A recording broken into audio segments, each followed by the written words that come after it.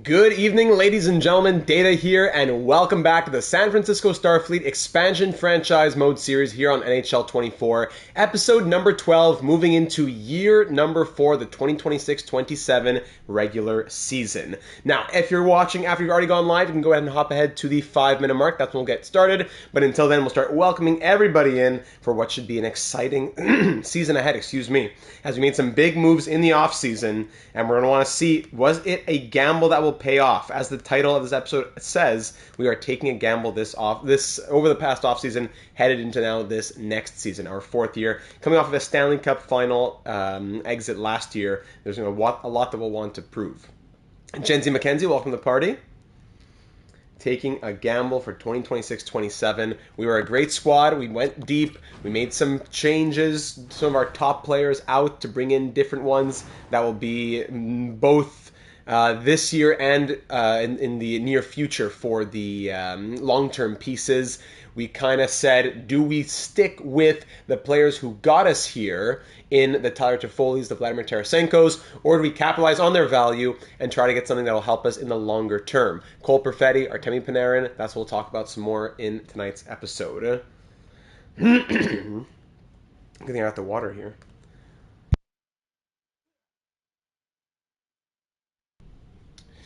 Yeah, they could, Mark. We could do that. Welcome, Joe. Welcome, Bedard. I didn't see what your username was there. I just saw Connor Bedard. Sorry, I'm just doing the usual things I take care of here on the side with the thumbnail, all that stuff. We'll get started at the 5-minute mark, ladies and gentlemen, for the 4th season in this franchise mode series, year number 4, 2026-27, with the San Francisco Starfleet. If you're watching in the real world right now, the All-Star Draft, John, welcome aboard. The All-Star Draft, that was some painful content, I have to say. That was some tough viewing. I was not able to stay for longer than about 3.5 minutes.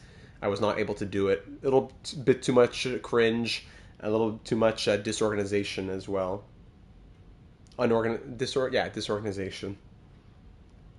Bedard is the GOAT 98. That's who it is. Sorry, thank you. Bedard is the GOAT 98. One day the thumbnail for an episode that is a nail biter should be an actual thumbnail. That would be good for an episode that is like an episode that I know has been a nail biter. Absolutely, that could work. This one, it's Quark and the Ferengi playing a game of Tongo on Deep Space Nine. We're taking a gamble. Goes with the Star Trek theme, of course. All right, description set up. There we go. Just going to send it out on Twitter. We'll get started in 2 minutes from now. What are the overalls of our unsigned prospects? Here. Unsigned prospects. Oh, that's why you said Pinto. Here you go. These are the overalls of our unsigned prospects at the moment.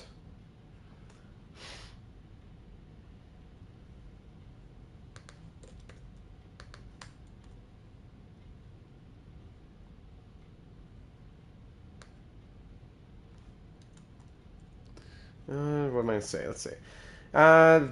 This... After trading away some of our best performers. There we go. Performers. After trading away some of our best performers and exchanging for players who hope will be long-term pieces. Time to see if it will pay off. There we go.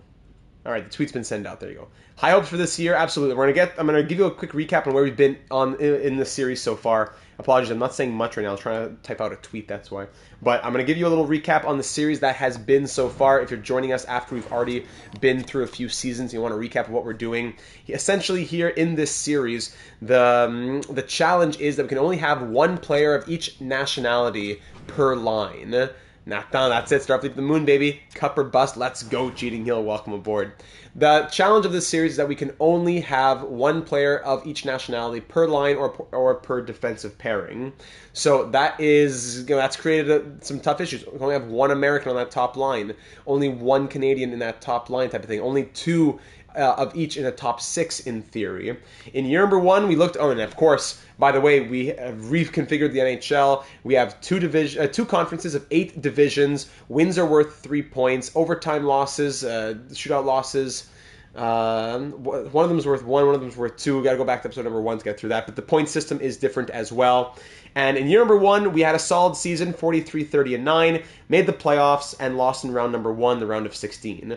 Year number 2, we went 43-31-8, almost an identical record. RJ, welcome aboard, buddy. I gotta say, I'm pretty tired after the live stream yesterday, the Elias Lindholm blockbuster live stream, plus then recording the Canucks series. I'm quite tired, but I'm doing okay. Hope you're doing just as well. So year number 2, we won the wild card, we won the round of 16, then we lost in the quarterfinal, aka round 2. But if you include the wild card and call it a 5-round postseason, it's kind of like round 3 out of 5. And then last year, we went 48-22-12, close to winning the President's Trophy. I think we finished second in the NHL. We had a 26.7% power play. We won round number 1 against the Penguins, round number 2 against the Panthers, round number 3 against the Avalanche, and then in the Stanley Cup final, we fell in 6 games to the New York Islanders. So, and that also in that year, Avery McIntyre coming off of a Calder Trophy. Selke to Lindholm in year number 2, as well as the Jack Adams to our coach.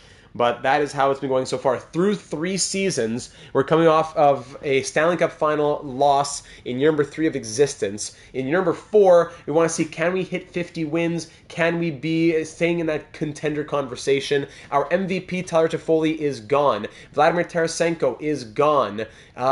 Spencer Knight, our starting goaltender, is gone. So a lot has changed for this squad. We picked up Artemi Panarin in free agency. He wanted a 2-year contract and to go to a team that's contending. That's exactly what we are. 2 years at a big price tag of $13 million to bring in Artemi Panarin.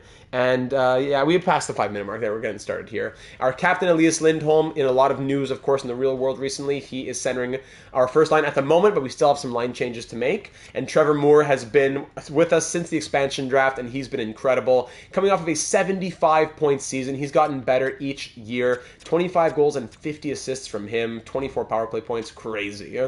On the second line, we have Avery McIntyre coming off of a Calder Trophy in his rookie season, 49 goals and 72 points from the Professor, the 9th overall pick in 2024 with his 5-star shooting. Centering his line is our new addition to the lineup, Cole Perfetti. Made a big deal with the Winnipeg Jets, giving them Tyler Toffoli at 50% retained and some more for them to go on a cup run. He had a career year last year, 75 points, so hopefully he can be the playmaker there. Grant, first time catching a live stream. Keep up the great work. Thank you, Grant. Very much appreciated, and I thank you for joining. It's that much better to have you in here. Thank you very much. So Perfetti is signed on for 3 seasons at 6.96, and he'll hopefully be the playmaker for Avery McIntyre. On the right, we have Capo Caco, another original Starfleet member. He is in his 4th season now. He's gotten steadily better each year, coming off of a career 53-point season. Hopefully he can keep it up as well. On the third line, we see Maki Smoskowicz. He had a good year last year, 42 points. The postseason was rough, 2 points, -7 in 14 games. So that was what really didn't help his case, but he's a plus 30. We want to see what he can do this year in a third-line role as well. Jean-Gabriel Pajot, he is our third-line center extraordinaire. 53-point season last year after spending his first full season with us. And in the playoffs, 18 points in 24 games. He was on a tear. Yes, no more Verana either. On the left wing, Fabian Lysell was a huge surprise last season. 37 points as a rookie, but he had he was a power play specialist, Mr. Power Play playmaker. He had 18 power play assists, so 9 goals, 10 assists at even strength. 18 assists on the power play. And then in the postseason, he was averaging more ice time. We gave him a big expanded role, and he scored 14 points in 24 games. So Fabian Lysell, let's see him on the top line, in the top 9, and not on the 4th line. On the 4th line, currently, there could be some changes here.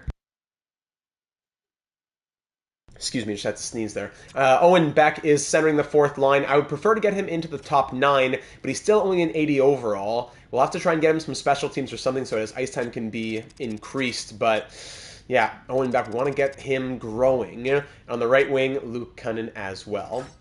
On defense, we have Sam Girard. It's going to be a big question for Sam Girard this year. Thank you, Mark. Sam Girard is on the final year of his $5 million contract that we got him on when he joined us from the Avalanche in the expansion draft.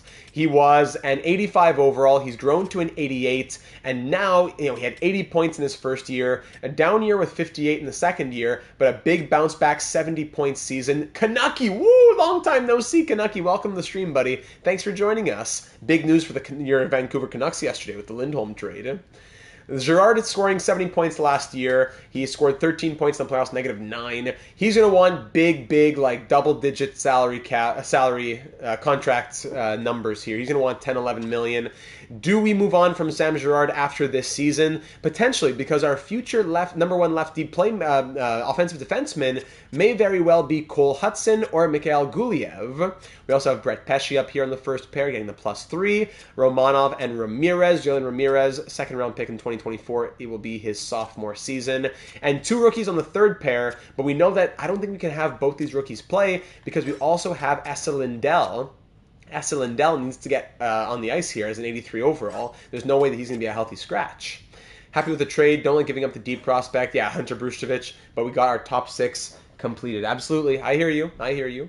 So Cole Hudson, who was our 13th overall pick in 2024, and Mikhail Guliev, who we got from the Avalanche when we traded them back. Who did we trade back to them? Whatever. It was in one of our first trades we had to make, and they had to give us a prospect to make it work. So Guliev has finally grown up to an 80 overall. He spent 3 full seasons in the AHL. This past year, 59 points and a +55. So he's been playing big minutes. He never grew more than a 77 overall. He finally grows to an 80, and we got to see him in the lineup here. Cole Hudson, meanwhile, he has yet to play in the AHL. Although he could play in the NHL, maybe it makes more sense to have him in the AHL this year. I don't know. We got to think about him. But he's listed as a top 6 defenseman, mediumly potential. It's a tough call. Goaltending, we went out and made a deal. We made a downgrade in overall, but I don't think it's going to be a downgrade in performance very much. We have Jonas Korpisalo joining us here. I feel like this team might be insane or a total flop. I'm eager to see what happens. I hear you, Eli. Thank you for sharing, because I feel the same way. Sam Girard at an 88. It's been a crazy growth from him. We have done 2 expansion franchise modes through our 12 or 13 series since NHL 18, and for both of them, we've seen Korpisalo as our goaltender, so that's great to see. Korpisalo, he's back. We've had him back in NHL 19 with the Brooklyn Bellows. He has had okay numbers. The league is a little different here. The scoring is way up. So 908 save percentage, 2.94 goals against. That's pretty much in the top 10, top 15 goalies. So Korpisalo will be our new starter this season. We got both goalies from Ottawa as they had an abundance of them. Anton Forsberg will back him up at league minimum, and that will be our tandem. Ottawa's tandem from last year will be our tandem this year. Healthy scratches, Knizhov will have to be moved out, and Nico Sturm is our 13th forward. Down in the AHL, just to let you know who we're trying to get some growth from. We have some great prospects in our system.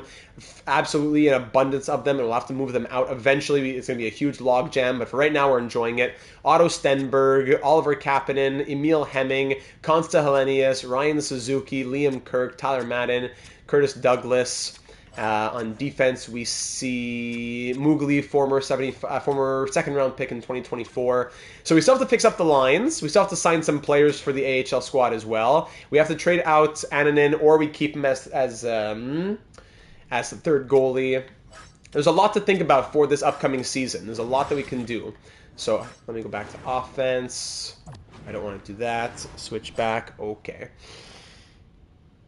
So first and foremost, what we're going to do is pull up the comments from the last one. Canucky didn't end up buying NHL 24 for the first time since NHL 17. Wow. Anything new? Any new features? Not that much. Features? No. New things, but new features to franchise mode? I wouldn't say so. Let's pull up the comments from the last one. Enhancements, the 2026 offseason.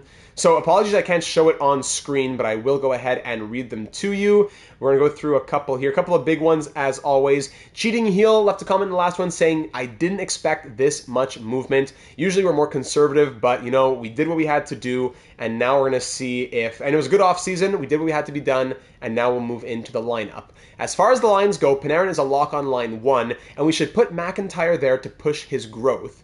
Now, we need to decide who his center will be. Personally, I tried Cole Perfetti as I also want to push his growth. Lindholm has shown chemistry with Moore and Kakko, so that could be a good fit on the second line. The only downside of doing that is that you wouldn't be able to move Lysell up to the second line if we wanted to just yet, because we have 2 Swedes.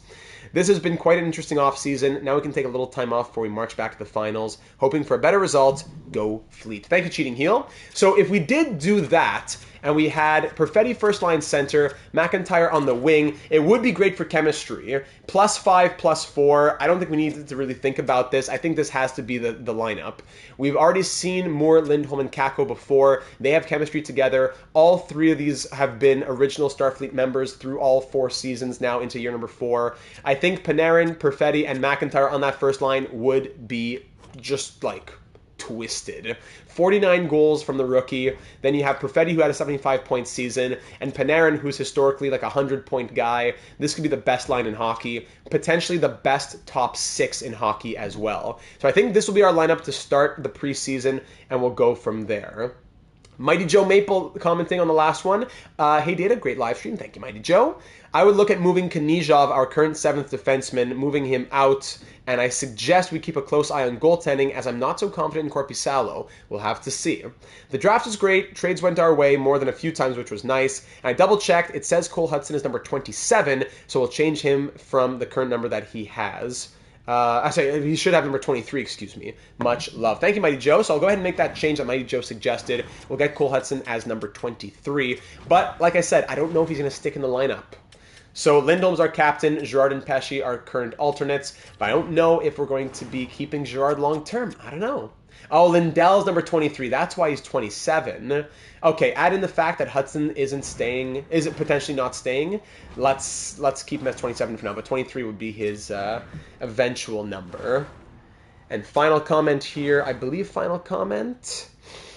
Yes, from Jenzy McKenzie saying, we had a fantastic, all caps, off-season, Data. I feel great about this season and the future. I think the lines could look like this going into the season. Essentially the same lines, most of the same lines, but just swapping McIntyre Perfetti and Lindholm. Lindholm and Perfetti swapped around. It brings the chemistry down, and we want to really strap the rocket to Perfetti. Hey, Vinny, welcome to the stream. So, of course, I'm not saying no to any kind of permutation in the top 6, but I do think we start the season like the top 6 that we have that Cheating Heel has suggested.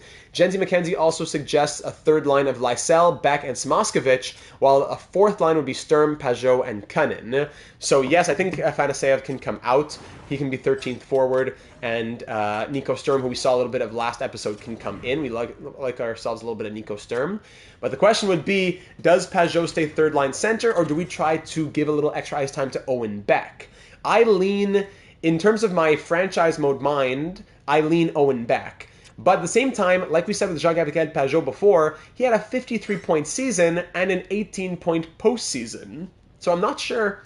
Even if we give him first unit power, I don't know, could we go second power play, first penalty kill, and fourth line? Would that be crazy for Pajot? I don't know. The nationalities work, correct? Because they're both Canadians. Beck, yeah, and Pajot are both Canadians. So I'm not opposed to it entirely, but I would really want to make sure that Pajot gets a fair amount of ice time so that he's not going to be left stranded there. For defense, Girard, Pesce. Second pair, Ramirez with Romanov or Lindell. And the third pair would be one of the rookies with the other one of Romanov or Lindell. So in theory, if we go, let's say Cole Hudson's not going to stay. Let's say Guliev gets the edge because of his age and how we need him to grow a bit more. And Lindell were to come in. It's no chemistry boost, unfortunately. Yeah, they both have great fits in the first pair, though. But Lindell and Guliev may very well work as the third pair. That wouldn't be horrible. Lindell, one more year after this one. I don't know. I do lean this, but we'll give Cole Hudson a chance in the preseason. We'll give Owen Beck a chance in the preseason. We'll go from there. Let's see. We'll deal from a position of power, absolutely, and trade Knizhov for a future pick. Yep, if I remember correctly, he was a waiver claim. Yes, he was, so flipping him is great asset management. Shout out to 2BC.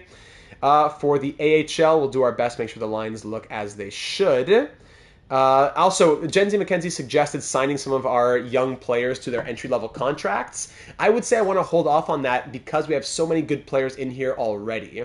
If we sign one or two of our unsigned guys and add them to the mix of, like, yes, Liam Kirk could move out, but it's already pretty packed with wanting to get growth from Hemming, growth from Hellenius, growth from Kapanen, growth from Stenberg.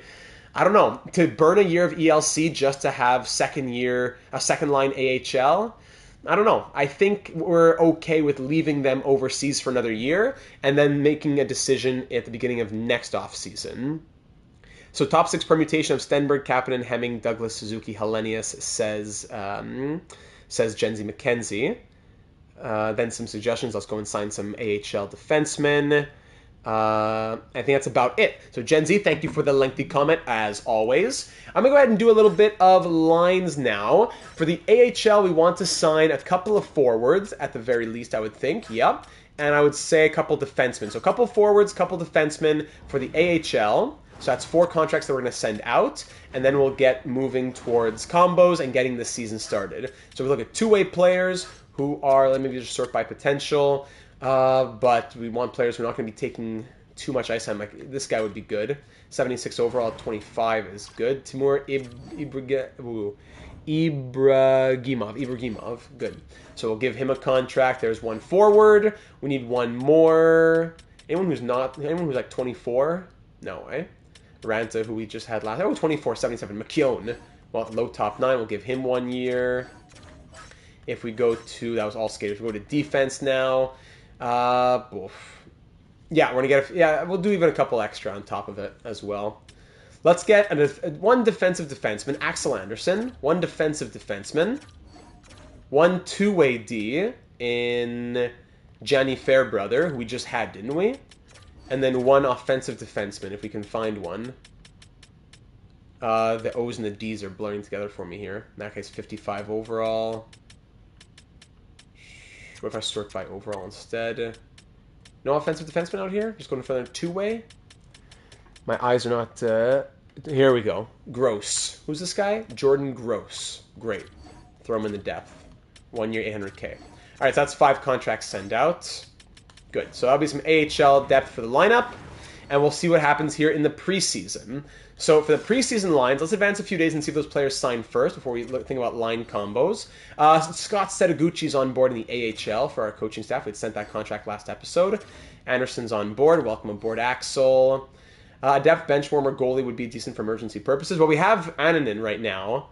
We'll have to make a decision on Annunen and Knizhov here at the beginning of the season as of today. Hopefully everybody signs. There we go. Good. So now we're at the perfect timing. Mikola and Haikila for Thomas Hurdle at third. Wow. Okay. So now they should be in the AHL system. Indulge me for a moment as we do a little bit of the housekeeping. Down in the AHL, they should all be there. Yes. Okay. So if we go best lines in the AHL here, head coach preferred lines, we want to make sure that our top guys are getting their ice time. So Hellenius would be up here, getting the +2. No +1 up here, right? They don't have good fits, really. Hemming and Hellenius, no. I'll keep Hellenius with the +2. Douglas would stay with the +2. He's 26, Suzuki's 25. Let's say like that. McKeown, Primo, Downey, low bottom 6. We had another guy with... Was Chubasov one of our guys? No, low bottom 6 as well. Who else is Sereda? Yeah, Sereda was one of our draft picks, so he'll get in the lineup. He can go on the third line. And Ibragimov can go there. There we go. Okay. So 0 +2 +1 +1. On defense, we're going to make sure that Moogly's playing top pair. Who gives him chemistry? Nobody. Great. As he just doesn't have a good fit. So Honko can play with him there. Damon Hunt can go here. Axel Anderson can go there. And that leaves Langlois out, though. He's 22 with medium top 60 potential. Jérémy Langlois. Yeah, I prefer to get him in. Jérémy will come out. Gross will come out. Yeah, Jordan Gross comes out. Jérémy Langlois will go in. Excuse me. I don't know, though. I hear what you're saying, Gen Z McKenzie, because it's not unheard of for an elite goalie to have good growth. And it's not like we're trying to get much growth out of Garant or Tai Young either. It's just that I don't want to burn a year of ELC. If he's 20, here's the thing. If he's 19, it might make sense. If he's 20, it doesn't make sense to burn a year of his ELC. Just to have him in the AHL, I don't think. And he's 20. He's 20, so I think we have to keep him unsigned. And next year he'll come and play. He's 20, 74. Would it be better for his growth? I don't know, maybe. But it's a year of the ELC burned. I don't know if we can do that. That's what's holding me back. AHL definitely, if our NHL goalie gets hurt, we would call up our best AHL guy, and then his backup becomes starter. I see what you're saying. But the game gives you a guy automatically if you're in a pinch like that, Joe. Not a big deal. No need to worry about it too much. Does anybody get to +2? Douglas could go there. No, we'll keep Liam Kirk. Captain Kirk can stay up here. Okay, so there's defense. And the goaltending, Ananin's going to get called up after the Knizhov trade. So now it's time to make the Knizhov trade, ladies and gentlemen. We love Nikolai Knizhov. And Ananin as well. Ananin and Knizhov will have to move out here.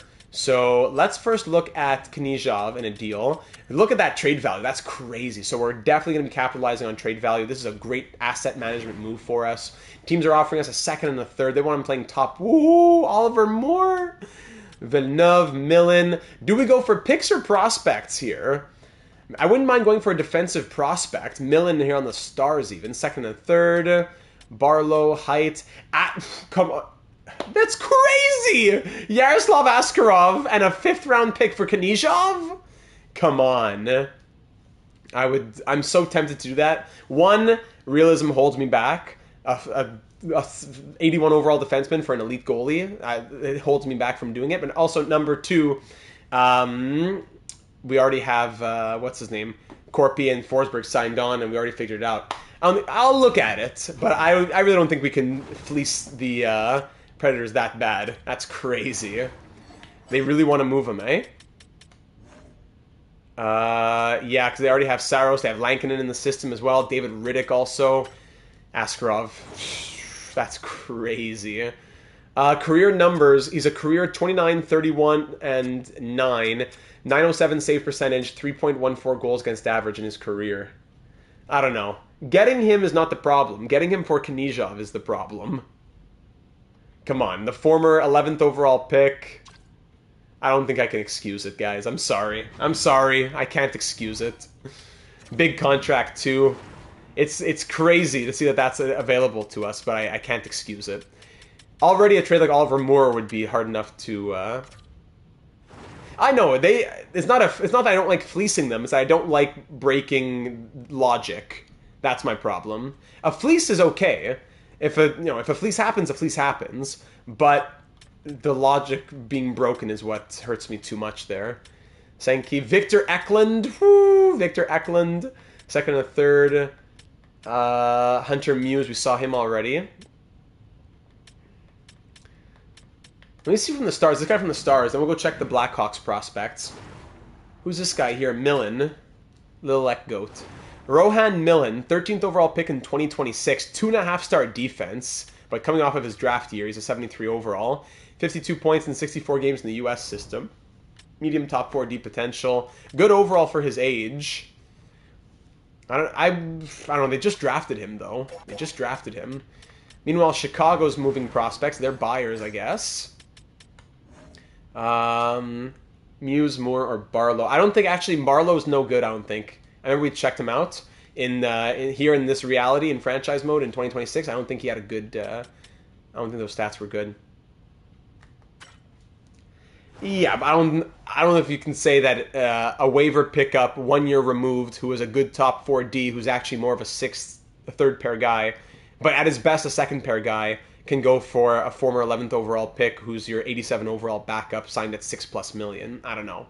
Oliver Moore, 78 overall at 21 years of age. 2-star defense. What? 2-star defense from Oliver Moore. Come on. 53 points in 82 games. I know, I'm not saying that it wouldn't make sense to get Askarov. I'm saying it wouldn't make sense to get Askarov for Nikolai Knizhov. That's what I'm saying. So Oliver Moore is up there. We saw Eklund. That was the Islanders, right? But we have a lot of forward prospects out here. Victor Eklund, 75 overall, 19 years of age. Again, former 11th overall pick, just a year removed. I don't know. I lean picks, honestly, but maybe we go through the entire league at this point. Who has rookie defenseman on the block? Defense re-sign Girard. Would it make sense to capitalize on his crazy value by trading him? I do think it would make sense, but I don't know if I want to rush it just yet. I would say we already made big moves already to move out the core pieces on this team.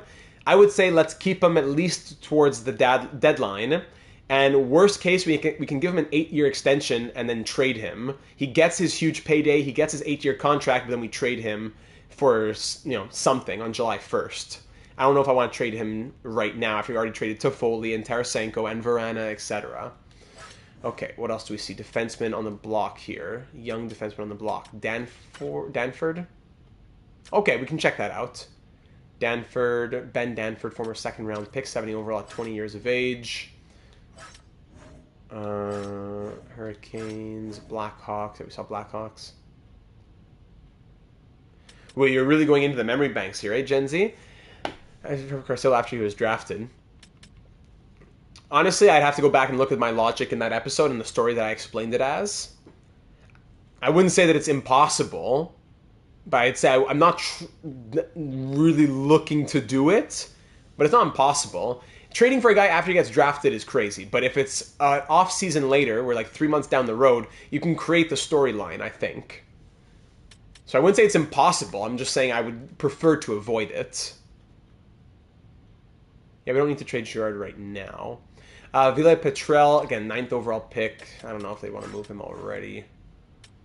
If we went by what the game gave us, we'd build a super team in 2 seconds. We got to try and put a little self-control on ourselves here.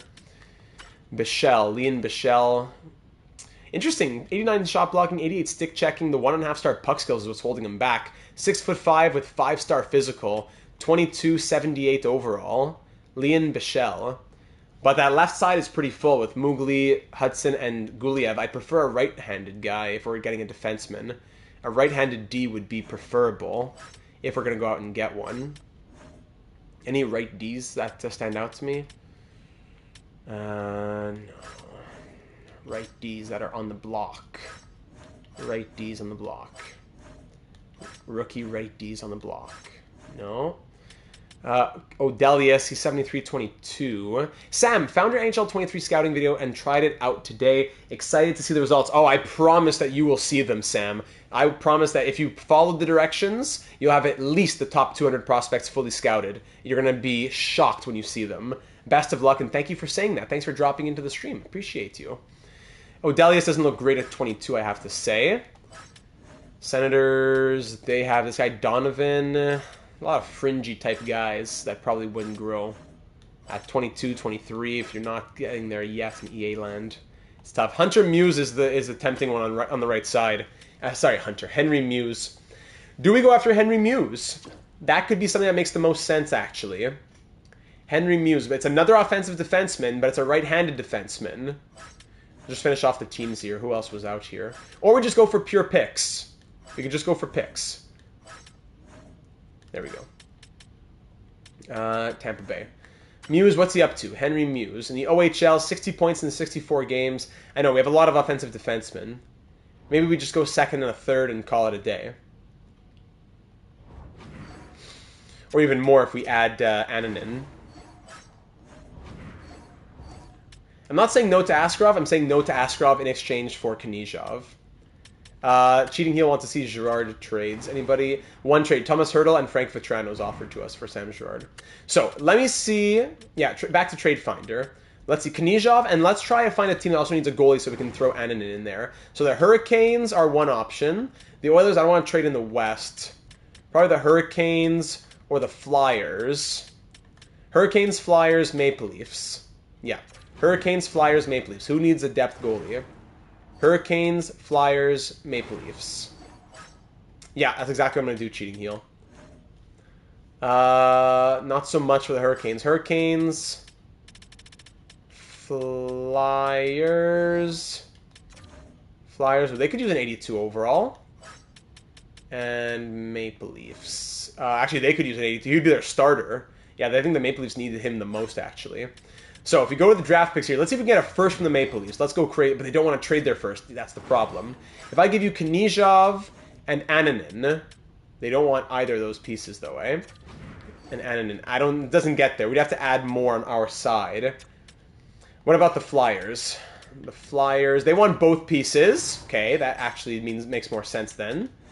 And they don't want to move their first, but they do want the pieces. They have too many goalies because they have a lot of those random depth guys. Okay, I'm going to take back I'm taking 2 of your fringe starters. Give me 2 fringe starters, and then add so much value. Okay, just 1, I guess. Give me a fringe starter, and I'll throw a little value back your way so we can get a 3rd first-round pick in this draft. Asset management. So we have 2 firsts, 2 seconds, 2 thirds. We have 2. Let's see if we can add our 3rd, and then take back like a 6th or something. How about this, Philly? A 1st and a 6th with Meech for Ananin, Knizhov, and a 3rd. So we essentially swap. We move down from a 3rd to a 6th, or it could be a 1st next year. Oh, that's true. Are those on the block? No, it's not on the block, and it has pretty much the same value. I'd rather have a pick this year, and then if we don't like our picks, we can trade that pick for a pick next year. I'd rather do that, I think. So what do they say to this? Philadelphia, it's filling the needs, but isn't where it needs to be. What if we take out the 6th, make it a 7th? 6th into a 7th, rejected. Straight up, rejected. So I don't know if we're going to get the 3rd then. Maybe we squeeze a 2nd, a 3rd, and 2 thirds or something instead. Then we do get picks in next year's draft. So if I say, give me... Mason, I'm doing okay. Very busy live streams last night with the Lindholm trade and then recording the Canucks series. But I'm doing all right. Hopefully I'm going to get some sleep tonight after this one. And I hope you're doing the same, my friend. Let's see if we get a 2nd, a 3rd, and a 4th for Ananin and Knizhov. That could work. Ship them to Toronto. Toronto doesn't want Ananin, so it doesn't help. That's the thing.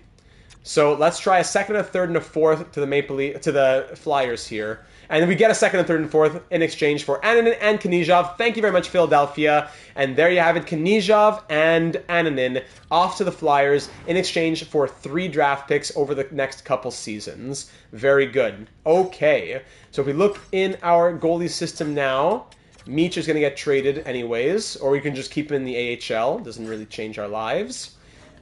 In the system, we don't want to call anybody up, I don't think. Our goalies are good. Yeah, Garant and even Meech could Meech play instead of Young? Low backup versus medium fringe starter. I think I'm going to trade Ty Young. I'm going to keep Wesley Meech, actually. Yeah, I'm going to trade... Actually, no, nobody wants Ty Young. You should have thrown him into this deal. But then would have been another goalie. So Ty Young's just going to sit, actually. And there you have it. Okay, let's go back to the lineup now. Yeah, Meech is better than Young, so see you, buddy. Goalies, Garant backed up by Meech. There you go. Wesley Meech. Meep. Wesley Meep. That's a fun word to say. And Knizhov's gone. We love you, we love you, we love you. Thank you for your service. Cole Hudson's going to try to prove himself.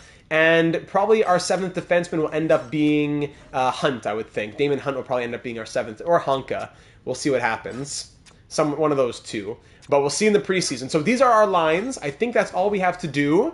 We made the trade that had to be made. And we'll go from there. Our salary cap situation is amazing. We're close to the cap floor. And we're a competitive team. That's really something to be said for that. Okay, so now next, in our draft now, we have, in our draft pick situation... In this year's draft, 2 firsts, 2 seconds, 2 thirds, 2 fourths, a 6th, and a 7th. In next year's draft, 1 first, 2 seconds, 2 thirds, 4th, 5th, 6th. So we are still fully loaded. Is that Meep reference to Doctor Who? It is not. I've never seen Doctor Who. It's actually a Phineas and Ferb reference. If you've seen Phineas and Ferb, Meep, what a guy.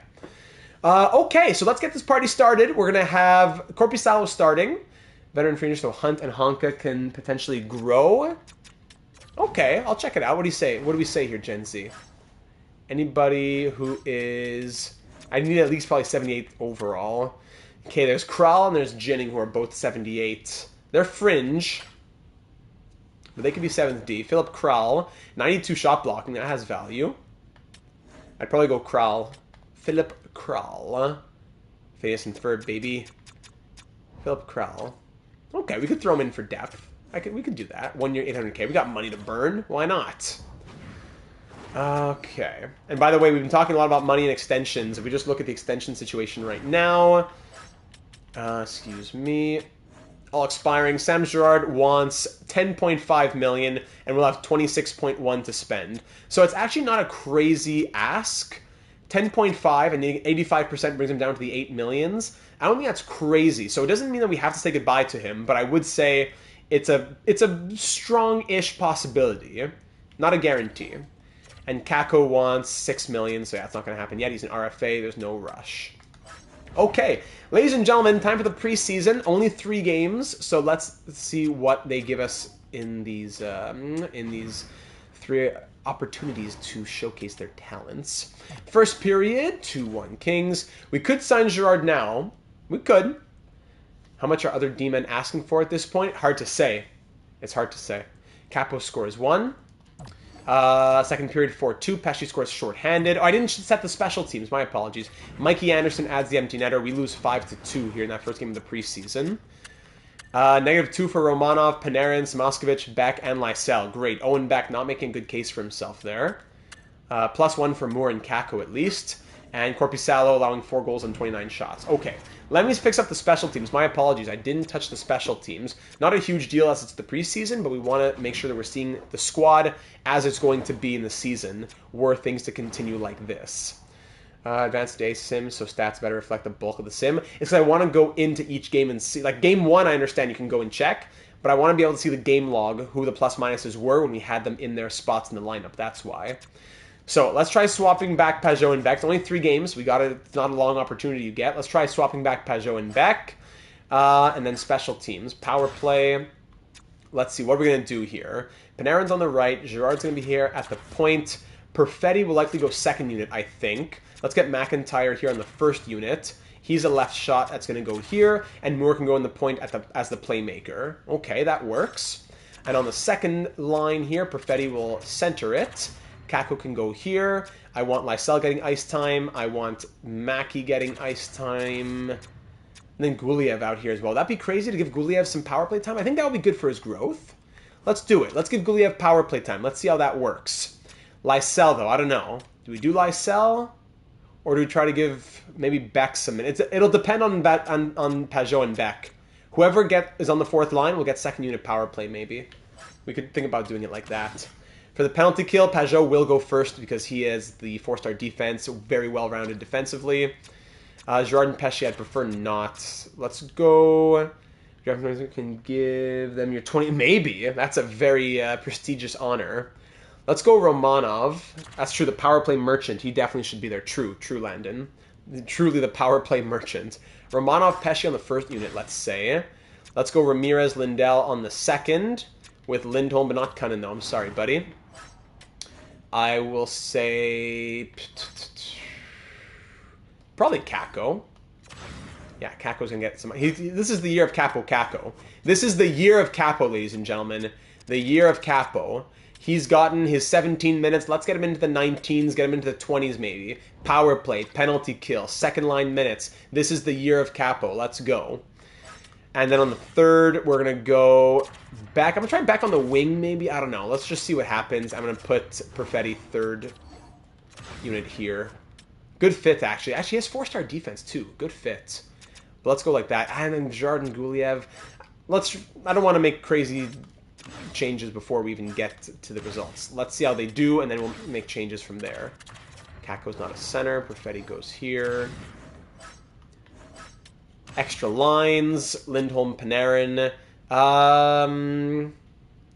Okay, we'll keep it like that. Second will be McIntyre and Perfetti, though. So Moore will come off for McIntyre. He'll go on the third. And the third will be... Can Moore take face-off? 67 face-off? No. So this is... Okay, Kako, you can't go on the 4-on-4s. Moore will be centered by Pajot, I suppose, then. Yeah. 3-on-3 lines, it's going to be Lindholm, Panarin with Girard. Perfetti and Beck, both Canadians. No nationality restrictions on special teams, but good catch. Thank you for raising that cheating heel. We'll go Pesci with Perfetti and McIntyre on the second. 3-on-3. And the third 3-on-3 will go... Let's go Guliev again. Let's try and pump the ice time. Let's go Guliev, or whoever it is, whether it's Guliev or Hudson. And then Kako will get time here with...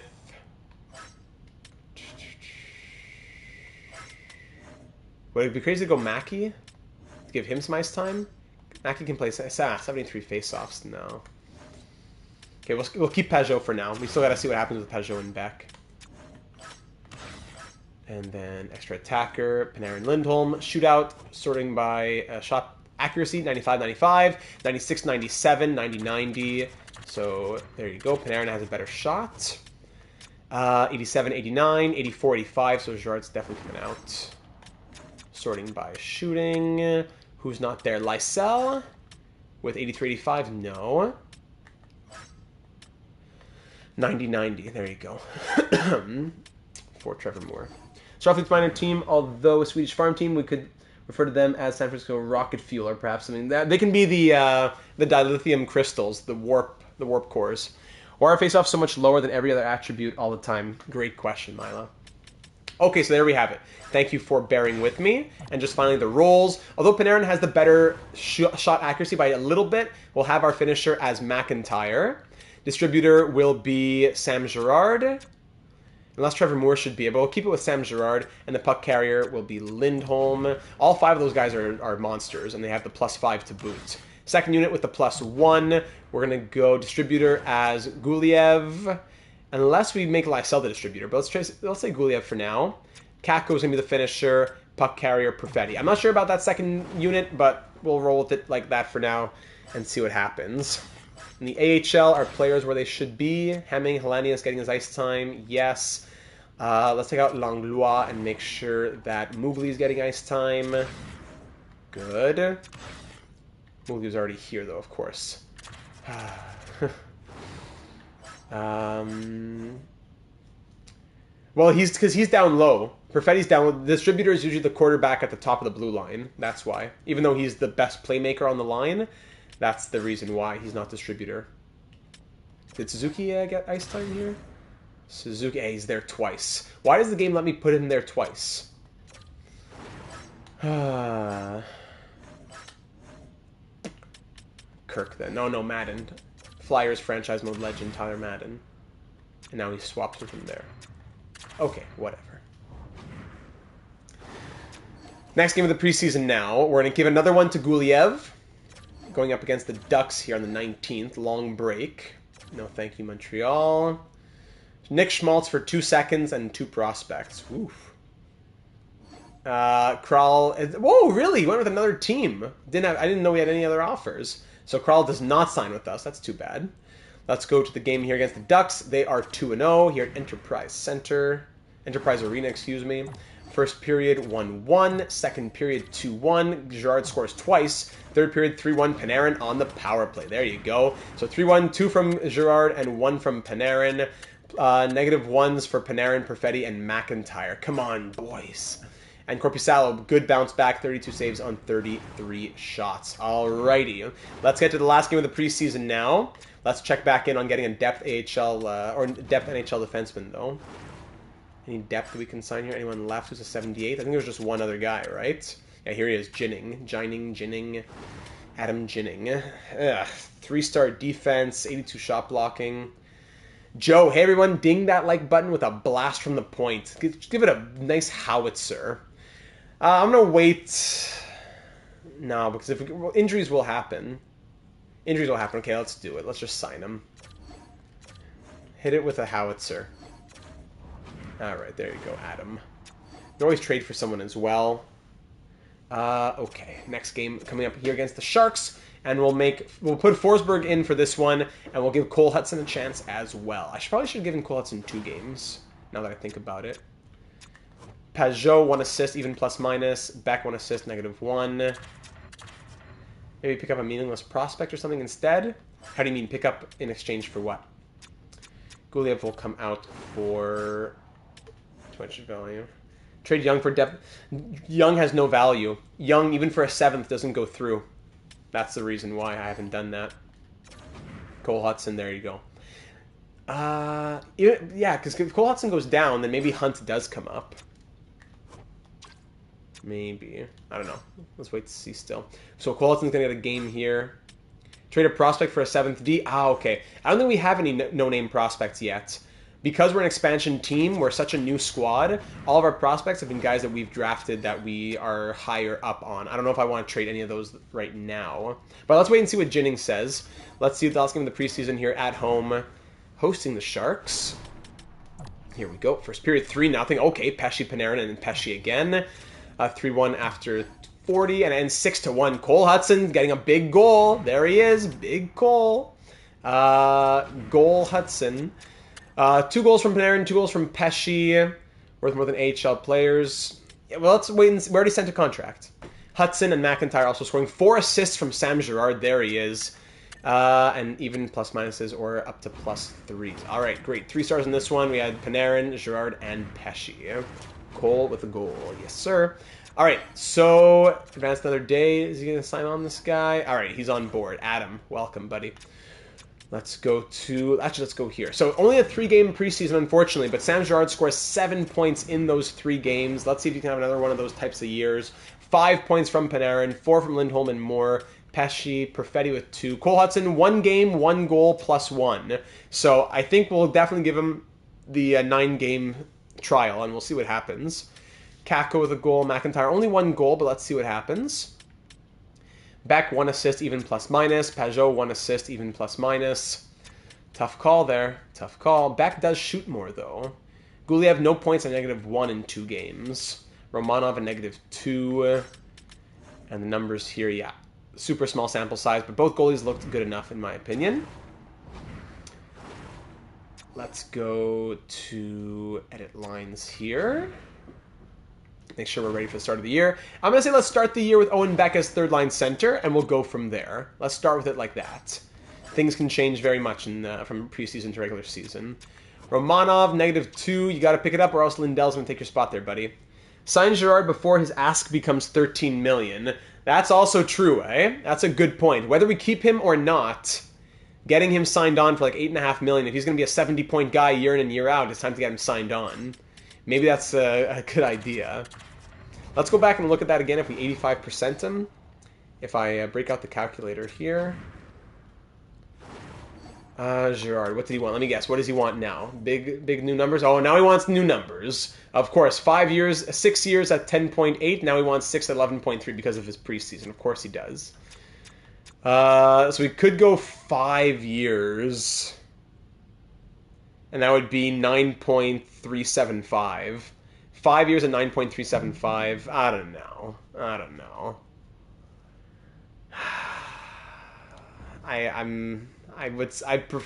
I lean no, but at the same time, it could get even more expensive. Joe says do it. Oh, I didn't call up Adam. Where is he? Adam. Or is he in the NHL already? Come on. No. Yeah, that's what I told him to do earlier. I knew this would happen.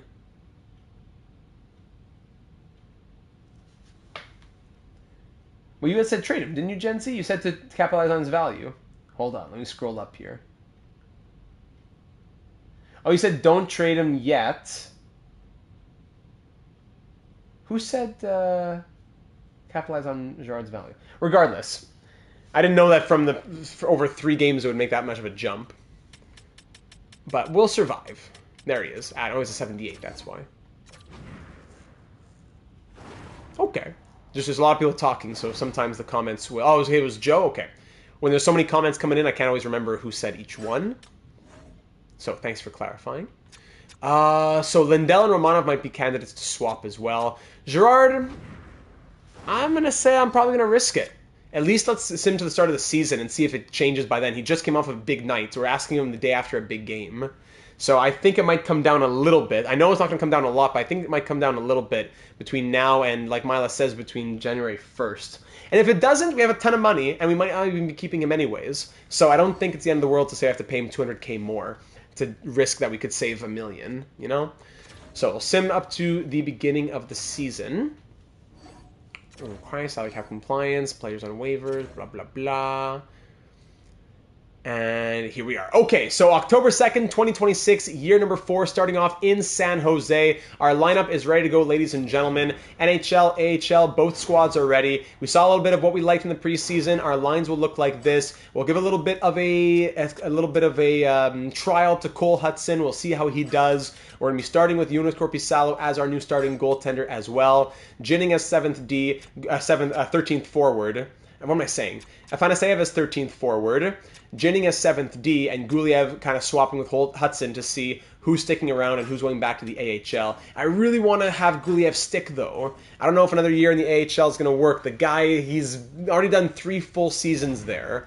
It would almost be like we have to trade him more than have to send him down. So leave a like if you haven't already for some good luck. Let's kick off year number 4 in style at the Shark Tank in San Jose. Game 1, year 4. Panarin making his Starfleet debut. He's gotten the rank of commander right out of the gate. We're having sophomore year from McIntyre. A lot of other storylines going on. Let's do it. First period, and it's 1-0 Sharks after 20. Zetterlund scoring the lone goal. Second period, Clifton scores early, but then Perfetti scores his first goal as a Starfleet officer to make it a 1-goal game, followed by Vetrano, restoring the 2-goal lead. Shots are 23-17 through 40, and we're down by 2. Cole Perfetti scoring his first as a Starfleet officer, his first goal with San Francisco. Through the first half of the third period. We're on the power play now. Great chance for the power play. That was almost it was more than 1 for 4 last year at 26.7%. Final 5 minutes, we're just getting shut down by the Sharks goaltender. Power play late for the Sharks. And there you go. My goodness. We got shut down by Semyon Varlamov, of course. Varlamov makes 36 saves. Sheesh. And we'll lose game number 1 of the season in a 3-1 final. Let's go see the Ducks. We want to go until we get our first win here. Let's get our first win here at the Honda Center against one of our big rivals, one of our biggest rivals, the Ducks.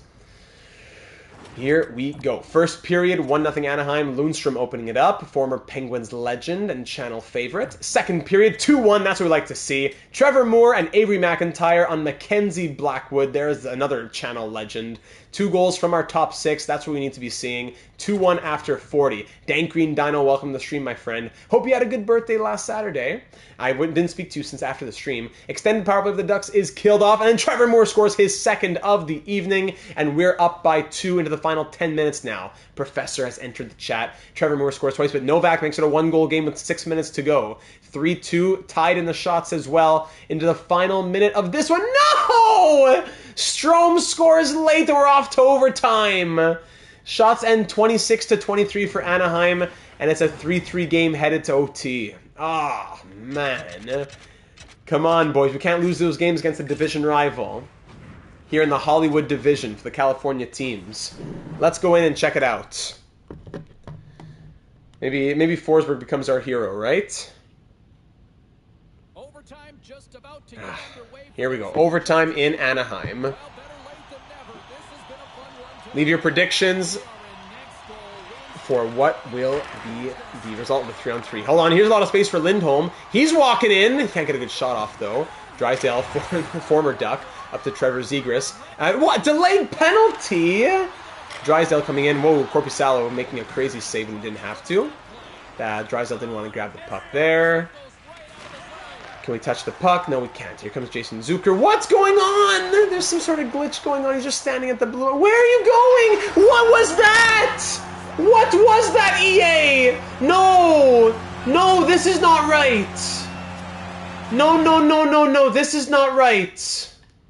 Something is seriously, seriously wrong. This is not right. He comes back up here. We're going back the other way. He stops, comes back, and then stops the blue line, just stands there. Stands there as the play passes him by. And then, as he has a chance to stop and go after it now, he then goes back to the blue line again. Towards the blue line. No, no, no, no, no, EA. No, no, no, no. Do not scare me like that. We can't be having this. Don't tell me this is something new with the new patch. Oh my goodness. No, we're not going into the game anymore. We're not going into the game anymore, at least for tonight's episode. Oh my goodness. And we're up 3-1 and we lose 4-3 in overtime. Oh, it's 2024! It's not like we're in 2006, come on! Okay, Corp, you can take a night off here. Forsberg's coming in. Oh, yeah. Okay, 2-0 Starfleet. There we go. Girard in the power play and Pajot even strength. Second period. Deep breaths. Hurdle scores twice and Bordelot makes it 3-2. And 4-2 for Toronto. From up 2-0, now losing 4-2, as Forsberg allows 4 goals on 19 shots. Both goaltenders falling apart early on here. From up 2-0 to down 4-2. Will that be all she wrote? I don't care. Let's get out of here. 4-3. Lindholm adds 1 late. Not enough. I guess we just have no luck in the slow sim right now. Let's go back to the calendar sim. We're 0-2-1 to start the year. No need to start sounding the alarm bells just yet, but come on now. Come on. So far in 3 games, Cole Hudson, even plus minus, playing 20 minutes a night. What? With all the power play, I guess. That's a lot of ice time for Cole Hudson. 20 minutes a night. Whoa.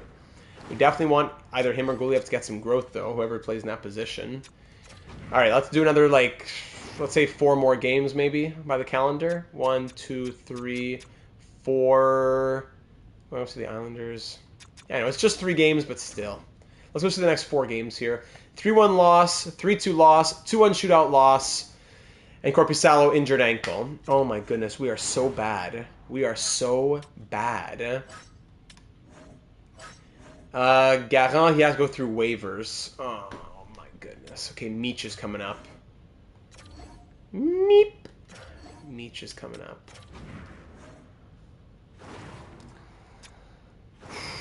Deep breaths here, deep breaths.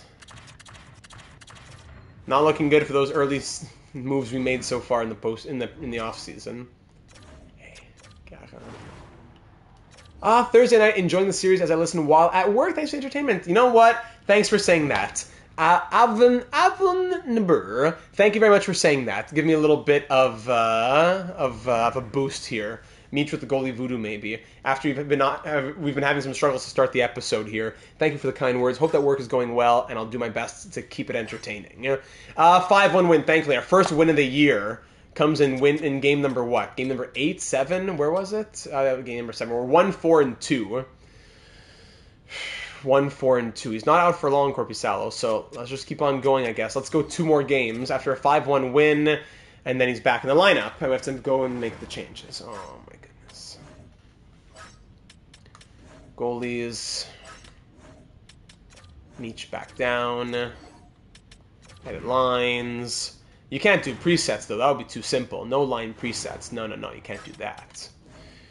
Forsberg will stay. We're going to stop around, like, I'm going to say game 15. Game 9 for Cole Hudson, but game 15 to check out the team itself. Yeah, of course, game 9 will stop to check out the team itself. And down in the AHL, Young, you played all? No, Ty Young is not played. Meech and Garin. There you go. Okay. Scoreless in the first 15 days of the year. Now let's turn this around and finish top of the league. There we go. That's what I like to hear. Or winless, we should say, right?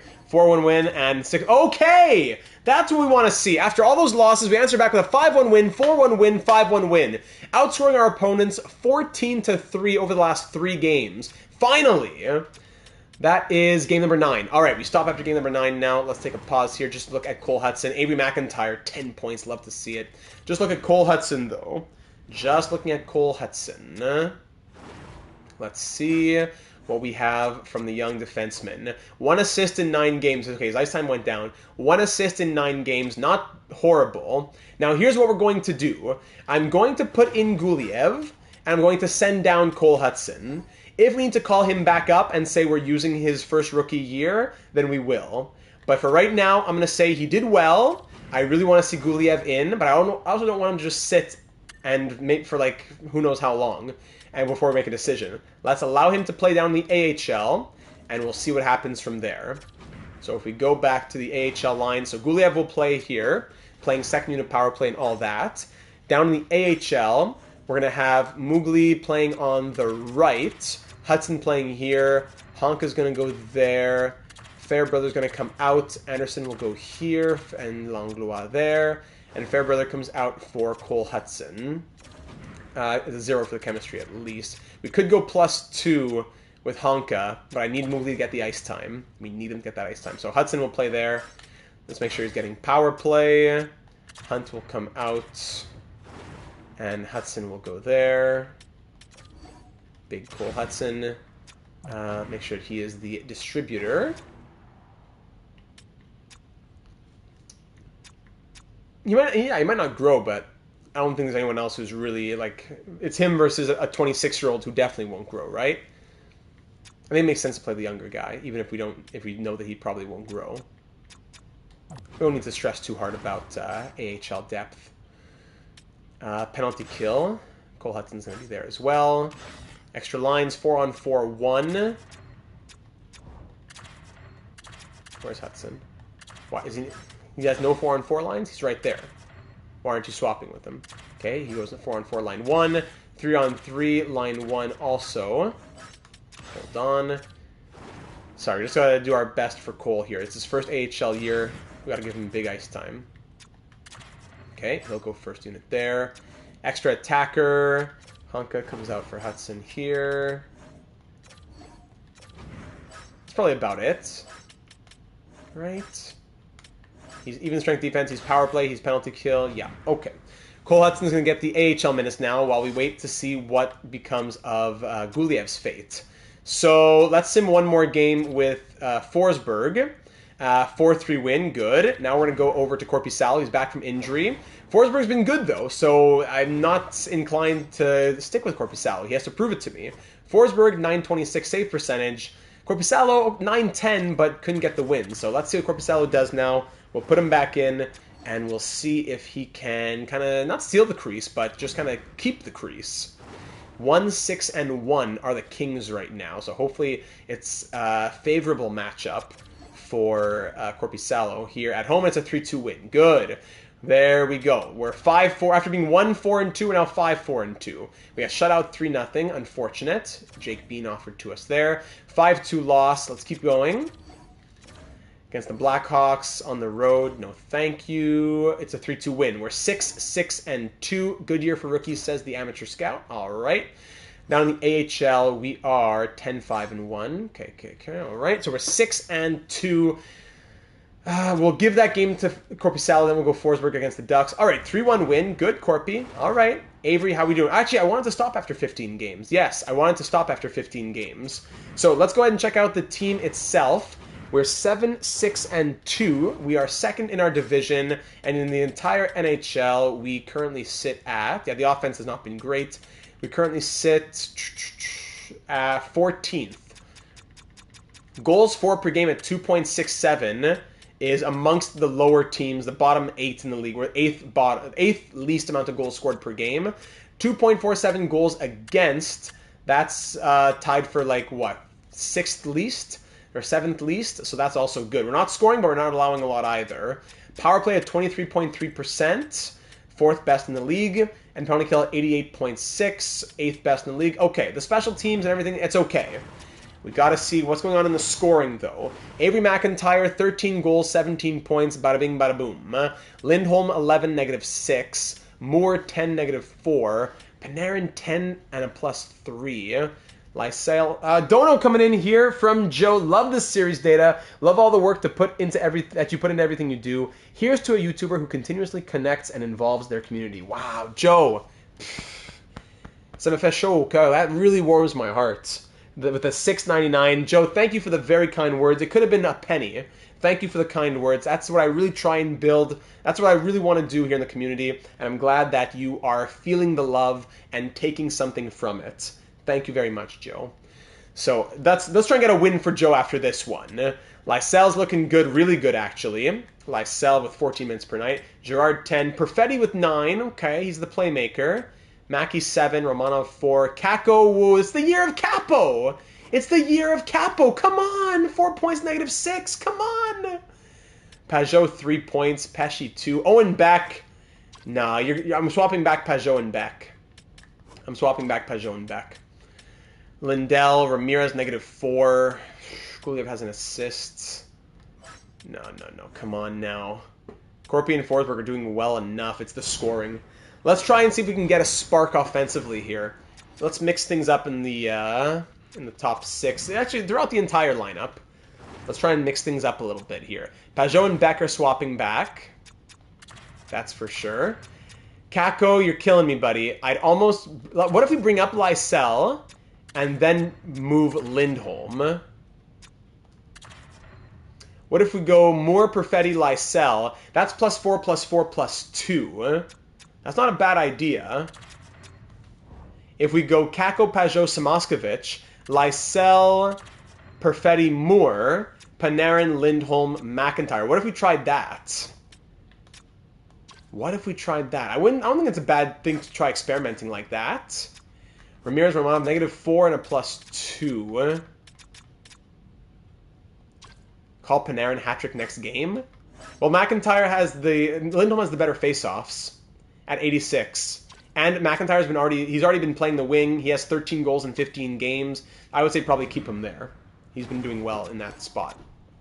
All right, let's do it for Joe. Let's do it for the fans. Facing the Ducks, our biggest rival in the division, as always with the interdivision games as well. Hosting the Ducks, who are 10-6-1. With that new lineup, let's see how it goes. First period, 1-0. It's Owen Beck. Owen Beck hears the call and gets a goal down on the fourth line. That's what we want to see from him. Second period now, 3-2. Killorn ties it up. Kako wakes up and gets a power play goal. Then Strome ties it, and McTavish gives the Ducks the lead. Korpisalo is horrible in the slow sim, it seems like. Shots are 23-14 in our favor, but we're down by 1 after 40. Let's get back into it. Only 1 even-strength goal from our fourth line. Power play Ducks, we kill it off. Let's go, top 6. 10 minutes to go. We need something. And Pajot on the third line. We make a swap of our third and our fourth line center, and those are the ones who score. Samoskevich on the third line, too. Thank you. Now from down 3-2 to up 4-3. 2 minutes to go. Hang on tight in the final minute, and that'll be a nice, juicy dub. Shots end 32-27, and we just come away with the 4-3 victory. The third line, Pajot, Samoskevich, and Kako. 1 goal, 1 assist apiece, and they get the 3 stars. If McIntyre wins... Oh, okay, that's why. Okay, thank you, Gen Z. Let's see if McIntyre gives it a +5 at center. McIntyre at center... No, unfortunately not. But good thinking. That could have been a possibility. Good win. Top 6, though, was invisible. It was a bottom 6 game. That was all our bottom 6. So, let's keep on simulating and see what happens in the calendar. Give it a little bit of...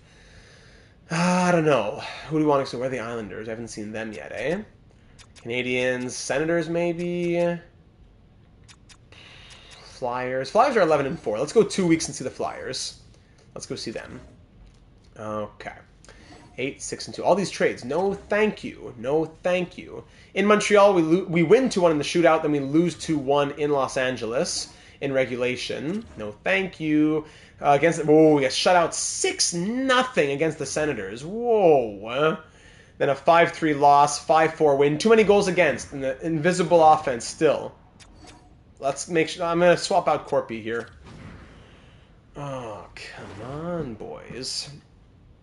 Let's go. Goalies, Corpy at a 900 save percentage. Forsberg's going to come back in. And down here in the AHL... Yeah, neither have good numbers, that really. Anyone pulling away? 20 points from Otto Stenberg. Hemming. Kirk has 2 goals. Same problem in the AHL, it seems like. Cole Hudson, what's he doing in the AHL right now? 16 points in 15 games from Cole Hudson. What a monster. This guy's a tank. I can't wait to see him in the NHL when we have a full-time spot for him. We had a horrible start, but then became one of the best teams in the league. We did. Same thing last season. That's true. Corbin Burns has just been traded to the Baltimore Orioles. What? Wow, James with the da-da-da-da-da-da breaking news. Thank you, James.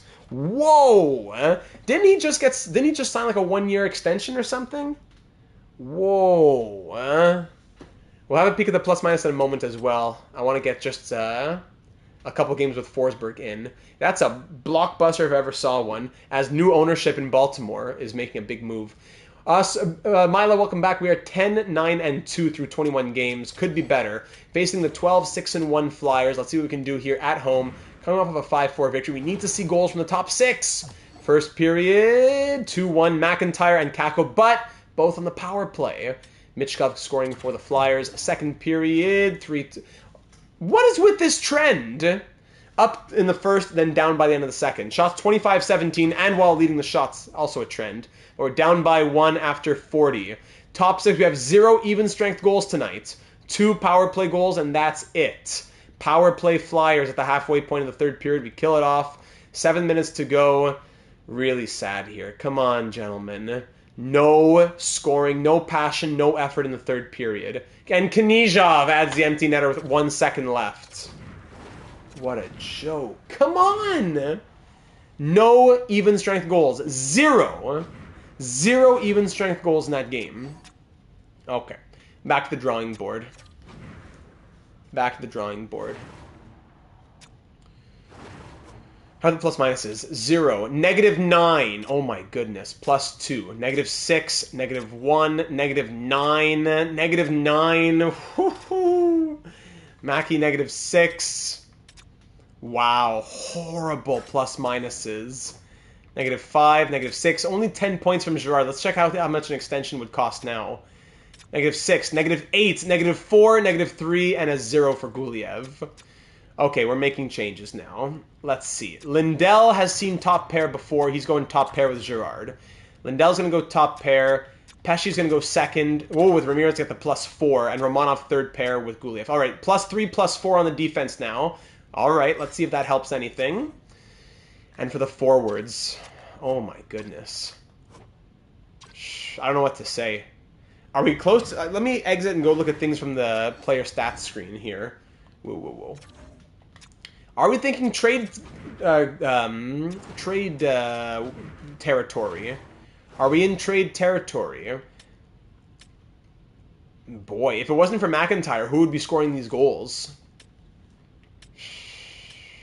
Are we in trade territory? Who would it be for? A third liner if a guy like Samaskis moves out? Is it time to end the Capo-Kako experiment? We called it the year of Capo. What's his pace right now? 82 by 22 times 8. He's on a 30-point pace. 30-point pace. Oh, sorry. A bunch of comments just came in that I didn't see here. Oh, no. They're coming up. I hate this glitch. They come up on my screen on my television, but not on the... let me see. Oh, yes. Ramirez is American. We'll have to fix that. Thank you, Cheating Heel. Kako for a sniper... Was there a 7-6 game? I don't think we had a 7-6 game. Sorry, the comments aren't popping up on my screen, so I have to look at my computer. And let me see defense. Do we trade out Brett Pesce even?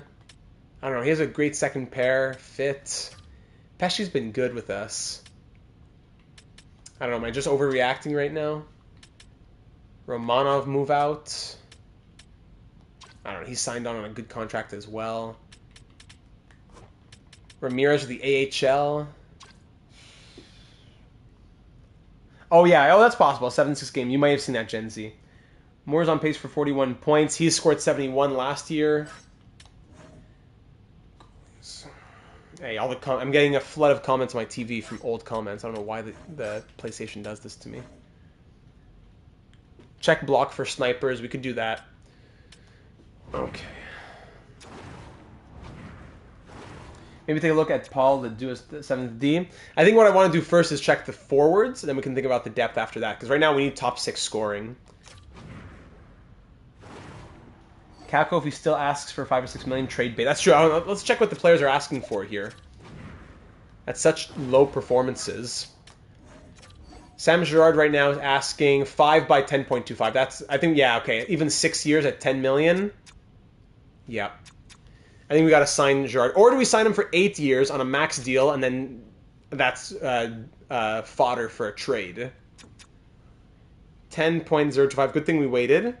and he would take 8.525 pretty much. 8.50. 8.50 on Sam Girard. And Kako would take... He wants a lot. He wants 6.25, which would be 5.325. Or 5.3125, yeah. Kako. Girard's going to get signed, but the question is, we do 6 years or 8 years? 6 years, I think, is if we're keeping him. 8 years is if we're thinking that we're trading him. I think I lean 6 years. I don't want to commit that we're trading him yet. So 8.5... 8 in trade, 6... I mean, even if we do 6, it doesn't mean that we have to trade him. I'm sorry. Even if we do 6, it doesn't mean that we're keeping him necessarily. Move them both even. Okay, my comments are back to normal now, finally. 8.550. 8.55 million for Sam Girard on a 6-year deal. That would be what we're offering him. So Sam Girard, he wants the extension. Let's see what he says. An original Starfleet officer. We'll see what he has to say to that. Kako is an RFA, so it's not a huge rush. But I don't know. He's an 87 overall. Do we sign and trade him? Well, where would he have more value as? Does he have more value as an expiring RFA at 3 million in terms of his trade value? Probably. Is it time to end the Capo Kako experiment? I don't know if he would have more value extended or not. Let's check the trade blocks around the league here. Oops, there. Sorting by overall. Nick Schmaltz, Lawson Krause. Expiring players would be best. Lawson Krause has 14 points, plus 3 in 21 games. Power forward. Interesting. Okay. Boston, Buffalo. I'm not even looking at prospects. I'm just looking for the big overalls. High overall players only. Teravainen's on an expiring deal. 20 points in 21 games, but he's a playmaker. I don't think we can take in another playmaker, even if it's a good one. We need someone who's going to be shooting the puck and getting us goals here. We are not scoring enough. Johnny Gaudreau, 3 years left on his deal. Playmaker again. JT Compher. Dallas, Detroit, Edmonton, Florida, LA, Minnesota, Montreal, Nashville, New Jersey, Islanders, Rangers, Senators. No one wants to trade anybody here. Penguins. JVR is a sniper, right? James Van Riemsdyk. Riley Smith, also a sniper, but these guys are older players. 81 overalls. Thomas Hertl, but 4 years left on his contract. 10 points in 21 games. No, Thomas Hertl wouldn't fit. Frank Vetrano, two-way forward. Blues. Blues always have a lot of players on the blocks. Slavin's on the block here. Shoo. Jacob Slavin. You bring him in for defense? Might have to wait closer to the deadline. We might have to. Sod, 4-year contract. Brown, Connor Brown, of course. Atkinson, expiring deal. He's a sniper. 4 goals, 11 points in 21 games. Slavin's tempting, but that's a defense type of thing. Tampa, Toronto. They do have John Tavares on the block. 5 goals as a sniper. 5 goals, 20 points. That's a center, though. Vegas, Jonathan Marchessault, also a playmaker, but 9 goals. Is he more of a simulated sniper? No, he's not, really. Washington, Winnipeg. Nothing really stands out to everybody. Nothing really stands out. I say we got to make some line... go for some more line experiments, and then after that, we make some more desperation type of things. Let's try spreading out the wealth, then. Let's try spreading the wealth. Let's try... McIntyre's going to stay first line. Let's bring Trevor Moore up. And Lindholm goes wing. No, Perfetti can go wing. Even what if he goes third line? And Kako comes up. No. Lysell has to move. Yeah, Perfetti has to go there. Smoshevich can go center. They did, but they were long-term deals. Like Nick Schmaltz had a long-term deal. McIntyre and Moore, American, of course. That's why I keep you guys signed on. Thank you. McIntyre and Moore, both American. That's the challenge of this series, ladies and gentlemen.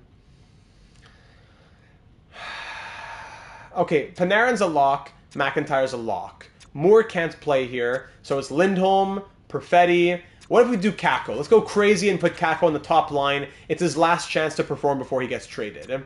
Second line, we're going to go Perfetti with Lindholm and Moore. Yeah, there we go. Pajot here. Lysel, Pajot, Samoskvich. Okay, +2, +5 for the top 6. And on defense, we can't have Ramirez and Pesci together, so Ramirez is going to move down. So Guliev. No, Guliev's moving up. Ramirez, Romanov, Guliev, Pesci, Gerard, Lindell, +3, +3. And Forsberg can stay starting. Okay, that's going to be it. Meech. Good old Meech. And what's up with Cunnin? Do we keep Cunnin in, or do we bring Afanaseyev in for a few games? Or even Nico Sturm. 1 assist, even ±. 3 points, -1. Let's just, not to say that Sturm hasn't been doing well, but let's get Afanaseyev in the lineup a little bit here. Igor Afanaseyev, former second-round pick of the Predators in 2019. Low top 6 potential even. Let's get him a little bit of ice time. A little bit of ice time. Why not? Okay, so here we are. Now next game against the Coyotes, who are 8-11-2. Easy decision for Girard to sign on. Good news. Thank you very much. In the AHL, Otto Stenberg, 21 points. We're 13-8-2. Okay, against the Coyotes here at Enterprise Arena, we got to see some top 6 scoring. First period, 1-0, Sam Girard on that new contract.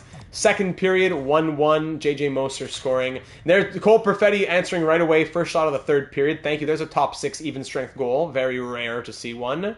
Hrabal in nets for the Coyotes here. Power play for them, killed off by Starfleet. Final 10 minutes, we're up by 1. Tie game, Lawson Krause. Actually, yeah, Lawson Krause was the one guy we were looking at. Schmaltz was a no-go, but Krause was one guy that we were looking at as a potential.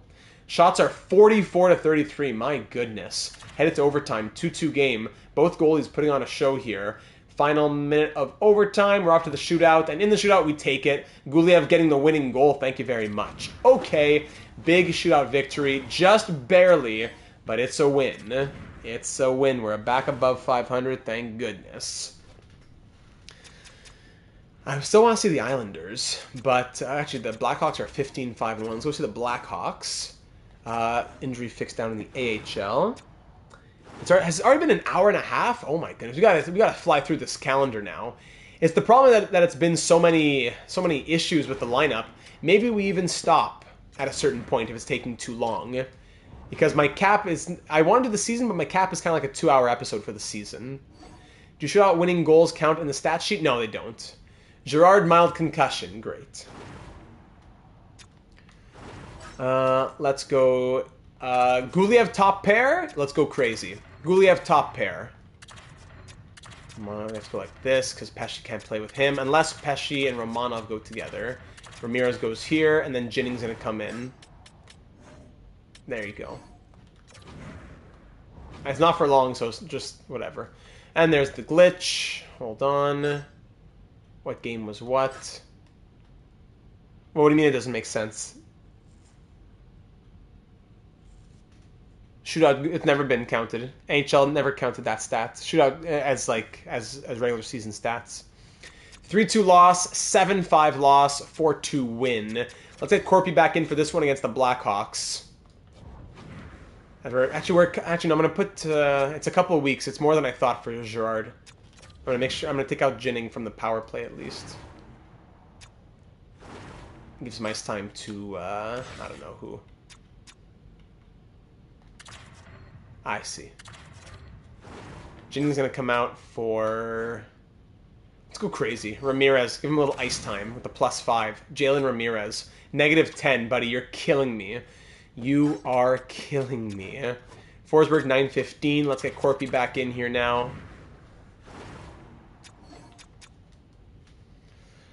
For this game against the Blackhawks. Let's go through it quickly. And then we'll get a little back-to-back against the Sabres and the Canadiens. First period, 2-0, Panarin and Samoskvich. Second period, 3-1, Moore and Marner. And then a 4-1 victory. Ramirez! There you go. A little promotion, and he gets a goal, even though it was on the power play. His first goal of the season, and we win 4-1. All right, the Sabres are 17-5-2. Another tough game coming up here against them. Sheesh. We're getting slapped around here. First period, 4-1, of course, Buffalo. 4 goals on 13 shots. Trevor Moore opens it up, then we get slapped. Second period, 4-1 it remains. And third period, 4-1. No scoring outside of the first period. Oh my goodness. The goaltending is scaring me. Korpisalo is not doing well in the slow sim for the most part. Oh boy, oh boy, oh boy. Back to the calendar.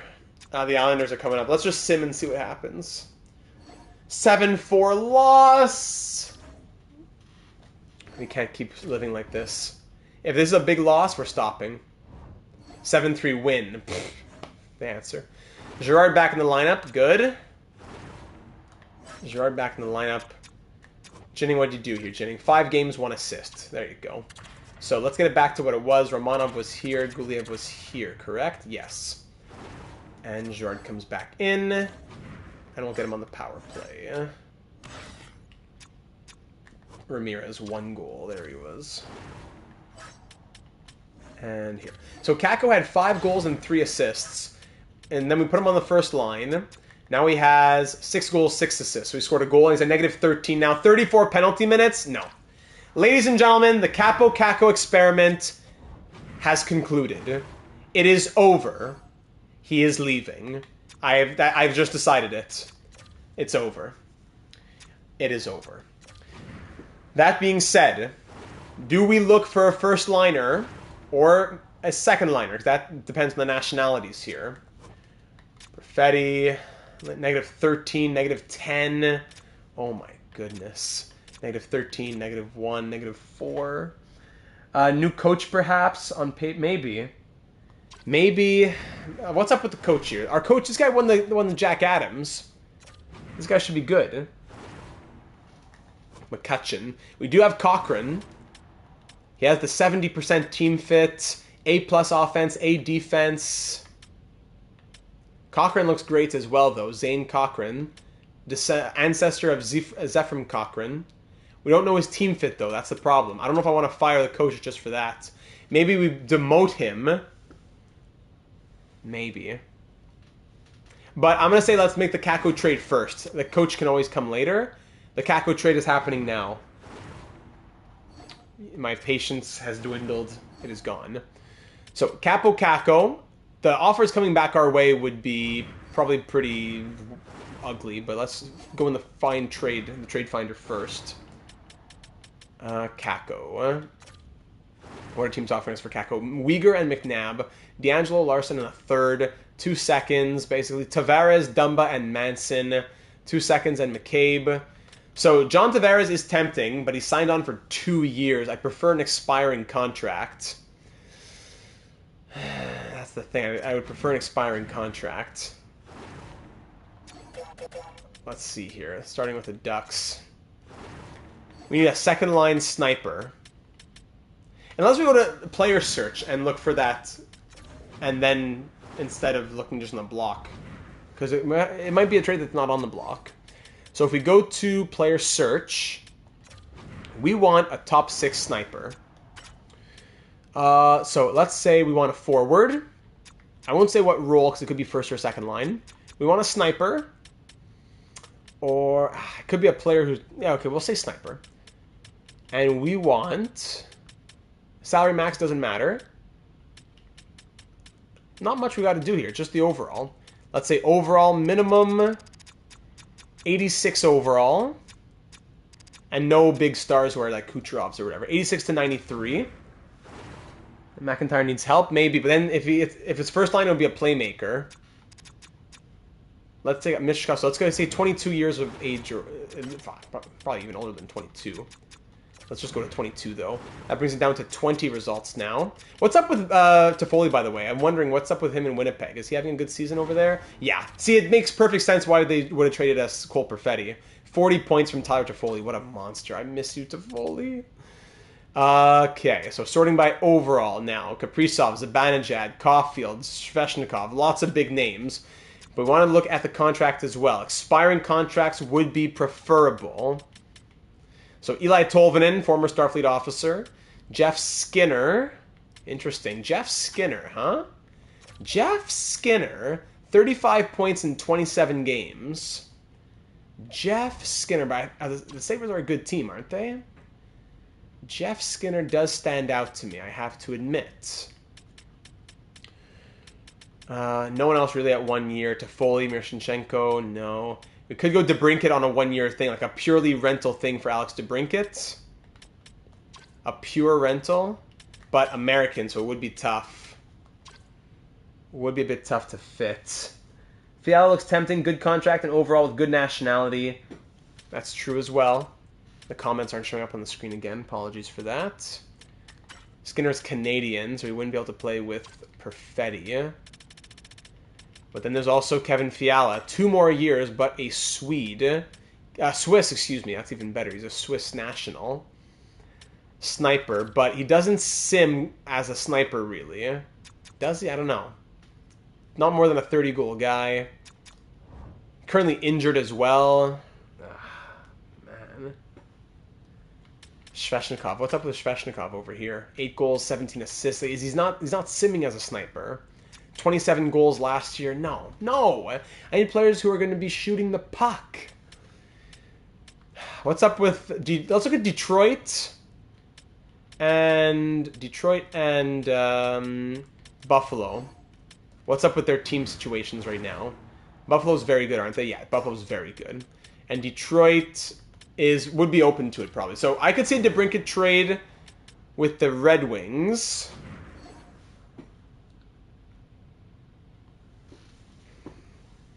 Yeah, I'm not saying... But, again, the Hurricanes, though... I don't know, they're closer to 500. They're closer to 500. They're conservative buyers, while the Red Wings are sellers. That's why it makes more sense for me to say DeBrincat. But I'm not even... Who knows if this will even go through? We're just thinking out loud right now. So Kakko goes to Detroit in this swap right here. They'd be under the minimum salary cap, so we have to trade them some money even. Really, we don't have money to move out, per se. We don't have that much money to move out. We could trade them Cunnin, maybe? Does that get closer? Not even. DeBrincat is American, yeah? It's true, but the Red Wings are sellers. That's what I'm saying. The Red Wings are sellers. But I don't know if we can make the money work. We have more in McIntyre. Yeah, I'm just thinking out loud. You're right. Won't work. I don't know if Svesh would work either, but if I say Svesh in a deal where you get Kakko, we have picks and prospects to make this work. I'll give you a third, and I'll give you, I don't know, we have a lot of prospects in here. We could throw in a prospect. We could throw in Knights. We could throw in... I don't know, they're all so good. We could do, I don't know, Lindell, really? They don't want Lindell. They don't want him, really. Because Buffalo is one of the best teams in the league, and he's above a point per game right now. That's the thing, Tim. That's the thing. Okay, I'm not trading Hudson, Rubric, Haikila, Hellenius right there. What's their goalie situation in Carolina? They have Freddie and what's his name? Kachetkov as their 2 goalies. Kachetkov's not looking amazing, though. Neither is Freddie. What if we do it a blockbuster and we get Kachetkov in here, eh?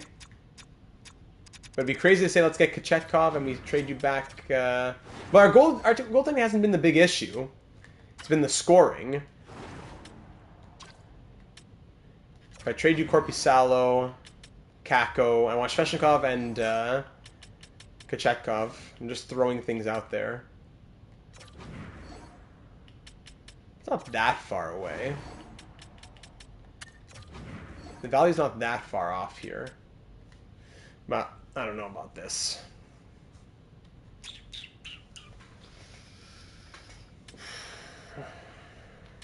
Man, what a tough situation we're in. Maybe give a little boost to the squad as well. Nationality works. What do they say to this right now? Not up to snuff at all. Let's take a chance. Well, I don't. Oh, you can't just say probably. Based on what, Gen Z? That's like a. That's just. You could say he probably will. I could say he probably will, just with as much validity. I give you Pruka, low elite, but they don't want him. I don't know why. He's a low elite prospect. Unless we give up one of our goalies. They don't want... they want Kukkonen, medium starter. We could give them Kukkonen, medium starter, 55-20. What do they say to this? No, so take out the third. We could make it a first. Do you use Ottawa's first? Would that be crazy? I don't know. We could use a second next year. We could trade 2 seconds. Well, there's only a few goalies who even sim well, then they're all going to be just the same then. I'm not sure what your... I hear what you're saying, but I'm not sure what your alternative is, Gen Z McKenzie. If only a few sim well, then what do? Only get the top goalies? I gotta go according to the storyline as well. The storyline is those teams with those top goalies are not going to be trading them. Kachetkov's on a good price. He's at a high overall. Again, it doesn't really mean anything. But 906 save percentage is not horrible. 913 last year. 919 the year before. Those are amazing numbers. Didn't he win the Vezina even? I think Kachekov won the Vezina 2 years ago. Or what? Yeah. He won. Yeah.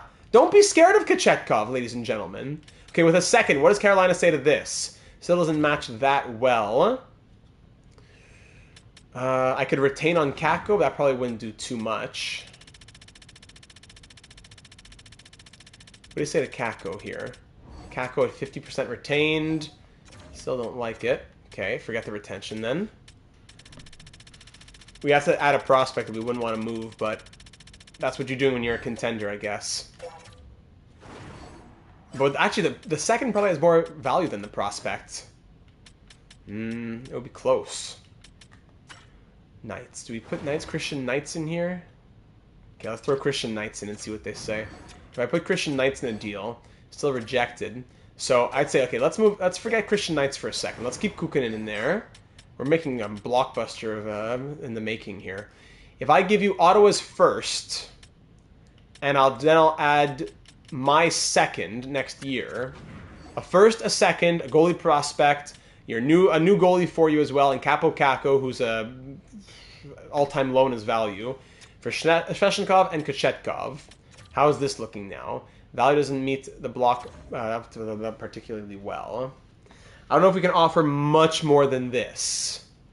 We're trying to make it work, but I don't know if we can offer much more than this. It's a tougher sell than Skinner on Buffalo. Carolina trained their top goal scorer while fighting for a playoff spot.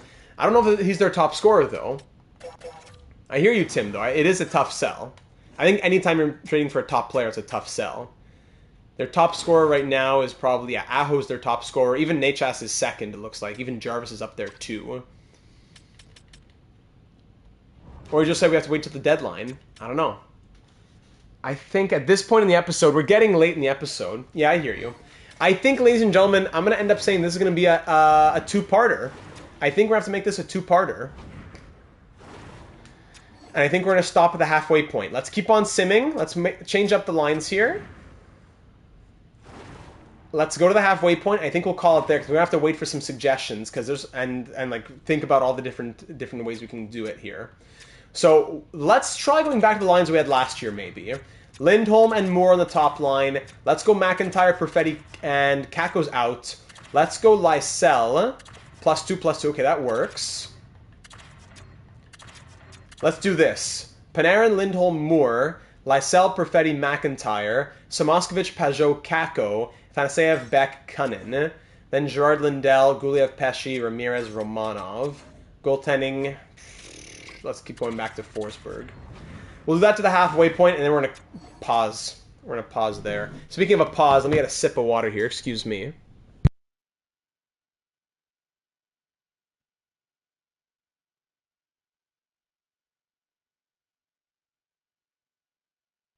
All right.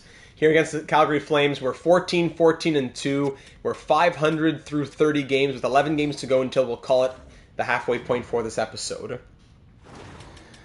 All right, first period, 0-0, Lindholm against his old team. Second period, we're tripling the shots, 1-0. Shots are 27-15, and there he is, Capo Kakko, the king of trade conversation.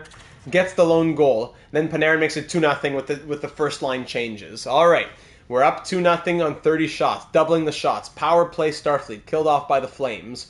2-0 with 10 minutes to go. Finally, a little bit of some life from the top 6, even Kakko in the top 9. 5 minutes to go. The Starfleet officers hear the call. Perfetti adds the empty netter. It's a 3-0 shutout to get the win. Shots end 38-23, and Anton Forsberg registers the shutout. Finally. And third star for Capo Kakko. Thank you, Capo. Sheesh, come on now. Finally, a little win. Throw us a bone. I'm going to throw Kakko on the trade block while I'm at it. Just to see what comes our way. Hey, I've taken all these players off. Kakko. I will say Ottawa's first is also on the block. There we go. Because Ottawa's a good team. It seems like. Let's go through it. The slow sim seems to be doing well for... What's his name? Forsberg. So let's keep it up. First period, 2-0. Lindholm Perfetti. Second period, 2-1. Erik Karlsson. 2-1 after 40. Let's get another goal here so we can just sim through it. I don't want to sit here through the entire game. But it looks like we will. Power play Starfleet killed off. Final 8 minutes. Make it 3-1. All right, let's call it there. And the game ends 3-1. Lindholm adds the insurance marker. Thank you very much. Forsberg for a second star with 25 saves. This is the team that we were waiting to see, ladies and gentlemen. This is the team that we were waiting to see. 3-0 win. 3-0 win. Let's keep it rolling. Finally now. Come on. Slow sim seems to be working, so we'll keep doing it. Leave a like for some good luck if you haven't already. We need it. First period, 1-0 Nugent Hopkins. Second period, 1-0 it remains. We're being outshot 26-23. We're down 1-0. Power play Starfleet. There's Fabian Lysell, the power play merchant, and Avery McIntyre. Class is in session as the professor makes it 2-1. But a 5-on-3 power play leads to a Draisaitl power play goal. We're tied at 2. Then Keegan Kolesar makes it a 3-2 game. My goodness. Shots tied at 31 into the final 7 minutes now. Down by 2 as McDavid makes it a 2-goal game. Make it 3. Oh, boy. We were in it from up 2-1 to losing 5-2. Great choke. We love to choke here on the channel. We love to choke. 5-2 loss. Let's go back to the calendar now. Let's just sim towards the halfway mark. And we'll start thinking about wrapping up this episode. Well, we definitely got to go see the Islanders. 2 more games for Forsberg. 3-2 win, 6-4 loss. Yeah, we're going to Corpy now. Mugli is fully healed. Okay, good. We are 17-16-2. The Islanders are 21-12-2. Let's go here. Edit lines.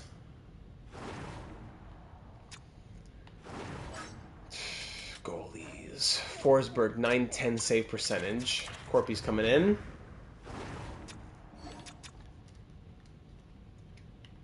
And we're definitely going to see this game here against the Islanders. Stanley Cup final rematch. They eliminated us in 6 games in the Cup final. Now we're back on Long Island to see if we can get some revenge against the Islanders. First period, 1-0 Cole Perfetti. Thank you very much. Second period, 1-0 it remains. Shots 22-15 after 40. Very tight game through the first 40 minutes. 2 teams that saw each other saw a lot of each other last season in the Stanley Cup final and fought hard battles against one another. Oliver Wahlstrom scores to tied up at 1. Yeah, where's Slim, eh? Power play Islanders late. We kill that off. Big penalty kill. Thank you very much. Into the final 2 minutes. Minute and a half. 30 seconds. Oh, another choke. Mayfield with 30 seconds left. This team, this is not the year. 37, 38, 39, 40, 41. Let's go see the Devils, and then we're going to call it a night. 4-2 win, 4-2 win, 4-1 loss. Kings fire their head coach, 4-1 loss. 2 steps forward, 1 step back. 19, 19, and 2. A new coach might be in the cards for next episode, or getting Cochran promoted. Halfway mark here against the Devils. Can we end it above 500? Garland opens it up. McIntyre on the power play, and then even strength. Meyer scores there. Then Kakko puts us up by 1. Yeah, I know. I thought with that roster scoring so little. 3-2 after 20. 4-3 Perfetti on the power play, then Luke Hughes. We're up 4-3. Shots 26-20. We're only up by 1, though, and we know that that is not enough in the third period. Let's get some insurance. Thank you, Panarin, making it 5-3. 2-goal lead now. And Hughes answers right back. 4 goals on 24 shots. Power play Devils. Killed off, thank you. Power play Devils again. There you go. Give up a power play goal. Keep taking penalties until you get one. Even strength goal from Trevor Moore. We're up by 1. And of course, we're going to choke. How do we always allow goals in the final minute in the slow sim? Shots 39-35, and it's 6-6.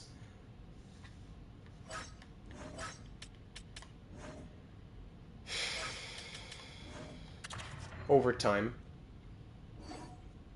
So help me. Essa Lindell, thank you. Still, what a joke. A goal and 4 assists from Hughes. A goal and 3 assists from Panarin. Good point, Cheating Heel. Blame the new update. Okay, so at the halfway point, we're on pace to go 40, 38, and 4. We're a nice... take a breather now, and we'll continue next week.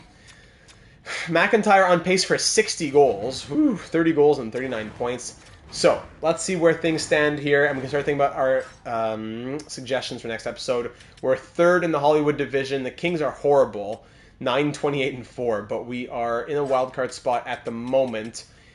In the entire NHL, we are currently 17th in a wildcard spot, but just barely. 2.88 goals for per game is the 8th lowest in the league, and the lowest amongst all those top playoff teams. 3.05 goals against is in the middle-ish. Power play at 25.4% is very good, best in the league. Then penalty kill 86.3, also very good, like 9th best in the league, so tied for 9th or whatever. So the special teams are fine. It is the even strength scoring. Avery McIntyre on pace for 78 points, 60 goals as well. Panarin on pace for 70 points, which is honestly not what we signed him for. Lindholm on pace for 64. Perfetti on pace for 62. Moore on pace for 54. He's a -10. Fabian Lysell on pace for 48. That's good. Mackey on pace for 38. Okay. Could be the coach. Could be the coach. Gerard on pace for like 40-some points. Kako trade confirmed coming in. -18. It's over. Kako, it's done. We tried everything. It's done. Guliev has 15 points in 32 games. Good for him. -3. Pajot 14. Lindell 10 points. Romanov 8 points. -12. I'm close to trading Romanov at this point. Romanov and Kako out. I don't know. Pesci. Ramirez -14. I'm going to send him down. Send him down to the minors at this point. Jalen Ramirez, come on. Send him down, trade Romanov, trade Kako. Let's overhaul this. Kanin, Beck 5 points, -8. Fanaseyev 5 points in 19 games. Good for him. Doing better than what Sturm was doing. I don't know. We'll look at the trade blocks first, Mila. Goalies. Korpisalo 12, 14, and 2 with an .895 save percentage, 3.11 goals against. Forsberg 8-6-0 with a shutout, 9-10 save percentage, 2.79 goals against. In the AHL, point per game is Otto Stenberg. Kapanen looking good. Helenius looking good. Suzuki. Hudson 30 points in 34 games. Wow. And goalies Garant and Meach are similar numbers through about the same amount of games as well. Gerard, maybe a switch from him as well? I don't know. I don't know. Kako back to the East. Toffoli is leading the NHL in points right now. I wish Slim was here. Cry, Slim. Let those tears out. Screaming and laughing and ridiculing that the trade wouldn't be realistic for the Jets. Well, here they are. They have two of the top scorers in the NHL are from their team, and they're one of the best teams in the league. So they are very much enjoying Tyler Toffoli, who we traded them. An expiring deal. We traded him at 50% retained. We got Perfetti back. We'll see long-term what it means. McDavid, Stone, Marner. Tommy Novak, 46 points in 43 games. Wow. Ryan Strome, 43 and 43. What? Who's in Anaheim? Who's scoring in Anaheim? Novak, Strome, and Carlson. Is that their top line? What in the world? Defense. Adam Fox has 40 points. Was in the trade. Which trade were we saying? The Perfetti trade? I have to pull it up from the Excel sheet. Give me a second here. Hold on. Hobbsy has it written down. Let me see. The Perfetti trade. Okay, it's opening up. Devon Tays is up there. Cale Makar. There's Lane Hudson. 1 goal, 29 assists. And for goaltending, John Gibson, most wins. If we sort by minimum 30 games played. No, let's go with minimum 20 games played. Minimum 20 games played. Best goalie in the league has a 936. Oh my goodness. So the goalies are picking it up this year. The goalies are picking it up. We have no excuse. Trades. The trade was... Oh, it's not there yet. In the sheet, I don't think. No, it's not there yet. Sorry. But it was Toffoli at 50% retained. I think they got Verana. Did we dump Verana in that deal as well? We'd have to go back and look in the history books there. Spencer Knight, of course! Of course Spencer Knight is amazing! With us, he's going to have an 880 in the playoff, 909 in the playoff. In the season, he's going to be 910, which was okay. He's going to ask for $9 million. And then, of course, now another team is going to get a 923 save percentage. With us, he'd be at 892. But in Ottawa, 923 save percentage, 5 shutouts. Of course. Nothing that we didn't expect.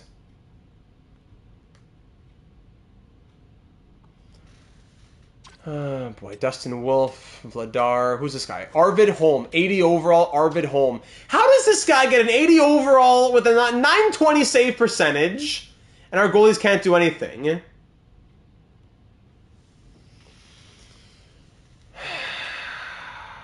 What are the overalls here? The top goalies in the league. 80, 84, 89, 87, 83, 80, 87, 85, 84, 81, 87, 93. Then you're getting to them at the bottom. But the top goalies are in the low 80s. I hate you, EA. Oh, I hate you. Sorokin, 92 overall. Oh, boy. So Kochetkov maybe isn't as enticing, but still. The Avalanche have both these guys? They have Francouz and they have Holm. Maybe we could trade for Francouz or Holm if the Avalanche have both those guys. And the Flames also have both Wolf and Vladar. Maybe we can get one of those. Maybe one of those from the Flames. I don't know what to say. Rookie scoring, Michkov is in here. There you go. We'll end it off by looking at the trade blocks around the NHL, then I'm going to bed. What a joke.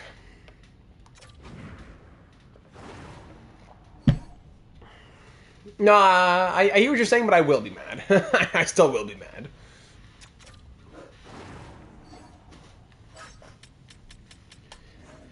Not goalies. Skaters matching the block. Alright, let's see. We're not looking at prospects now, we're looking at NHL-ready players. Coyotes, Schmaltz, Krause are still out here. Those two guys, well, not Schmaltz probably. Lawson Krause, 6 goals, 18 assists. We could go for him as a power forward. Keep him in mind from the Coyotes, who are a below 500 team. They are sellers. All right, next up. Bruins, no. Sabres, no. Flames, Rasmus Anderson, no. That's defense. EA'd. Teravainen, but he's a playmaker. Do we want to go after him? I don't know. 8 goals, 25 assists from Teravainen, and they're also a very good team. Blackhawks, Avalanche. Johnny Gaudreau, JT Compher. Yeah, we could revisit Fiala. Just he's not on the block. That's the thing. But the Kings are a horrible team. They'll want to get rebuilding. Dylan Larkin, he's American, but... And 5 years left. Yeah, that probably wouldn't work. Andrew Kopp.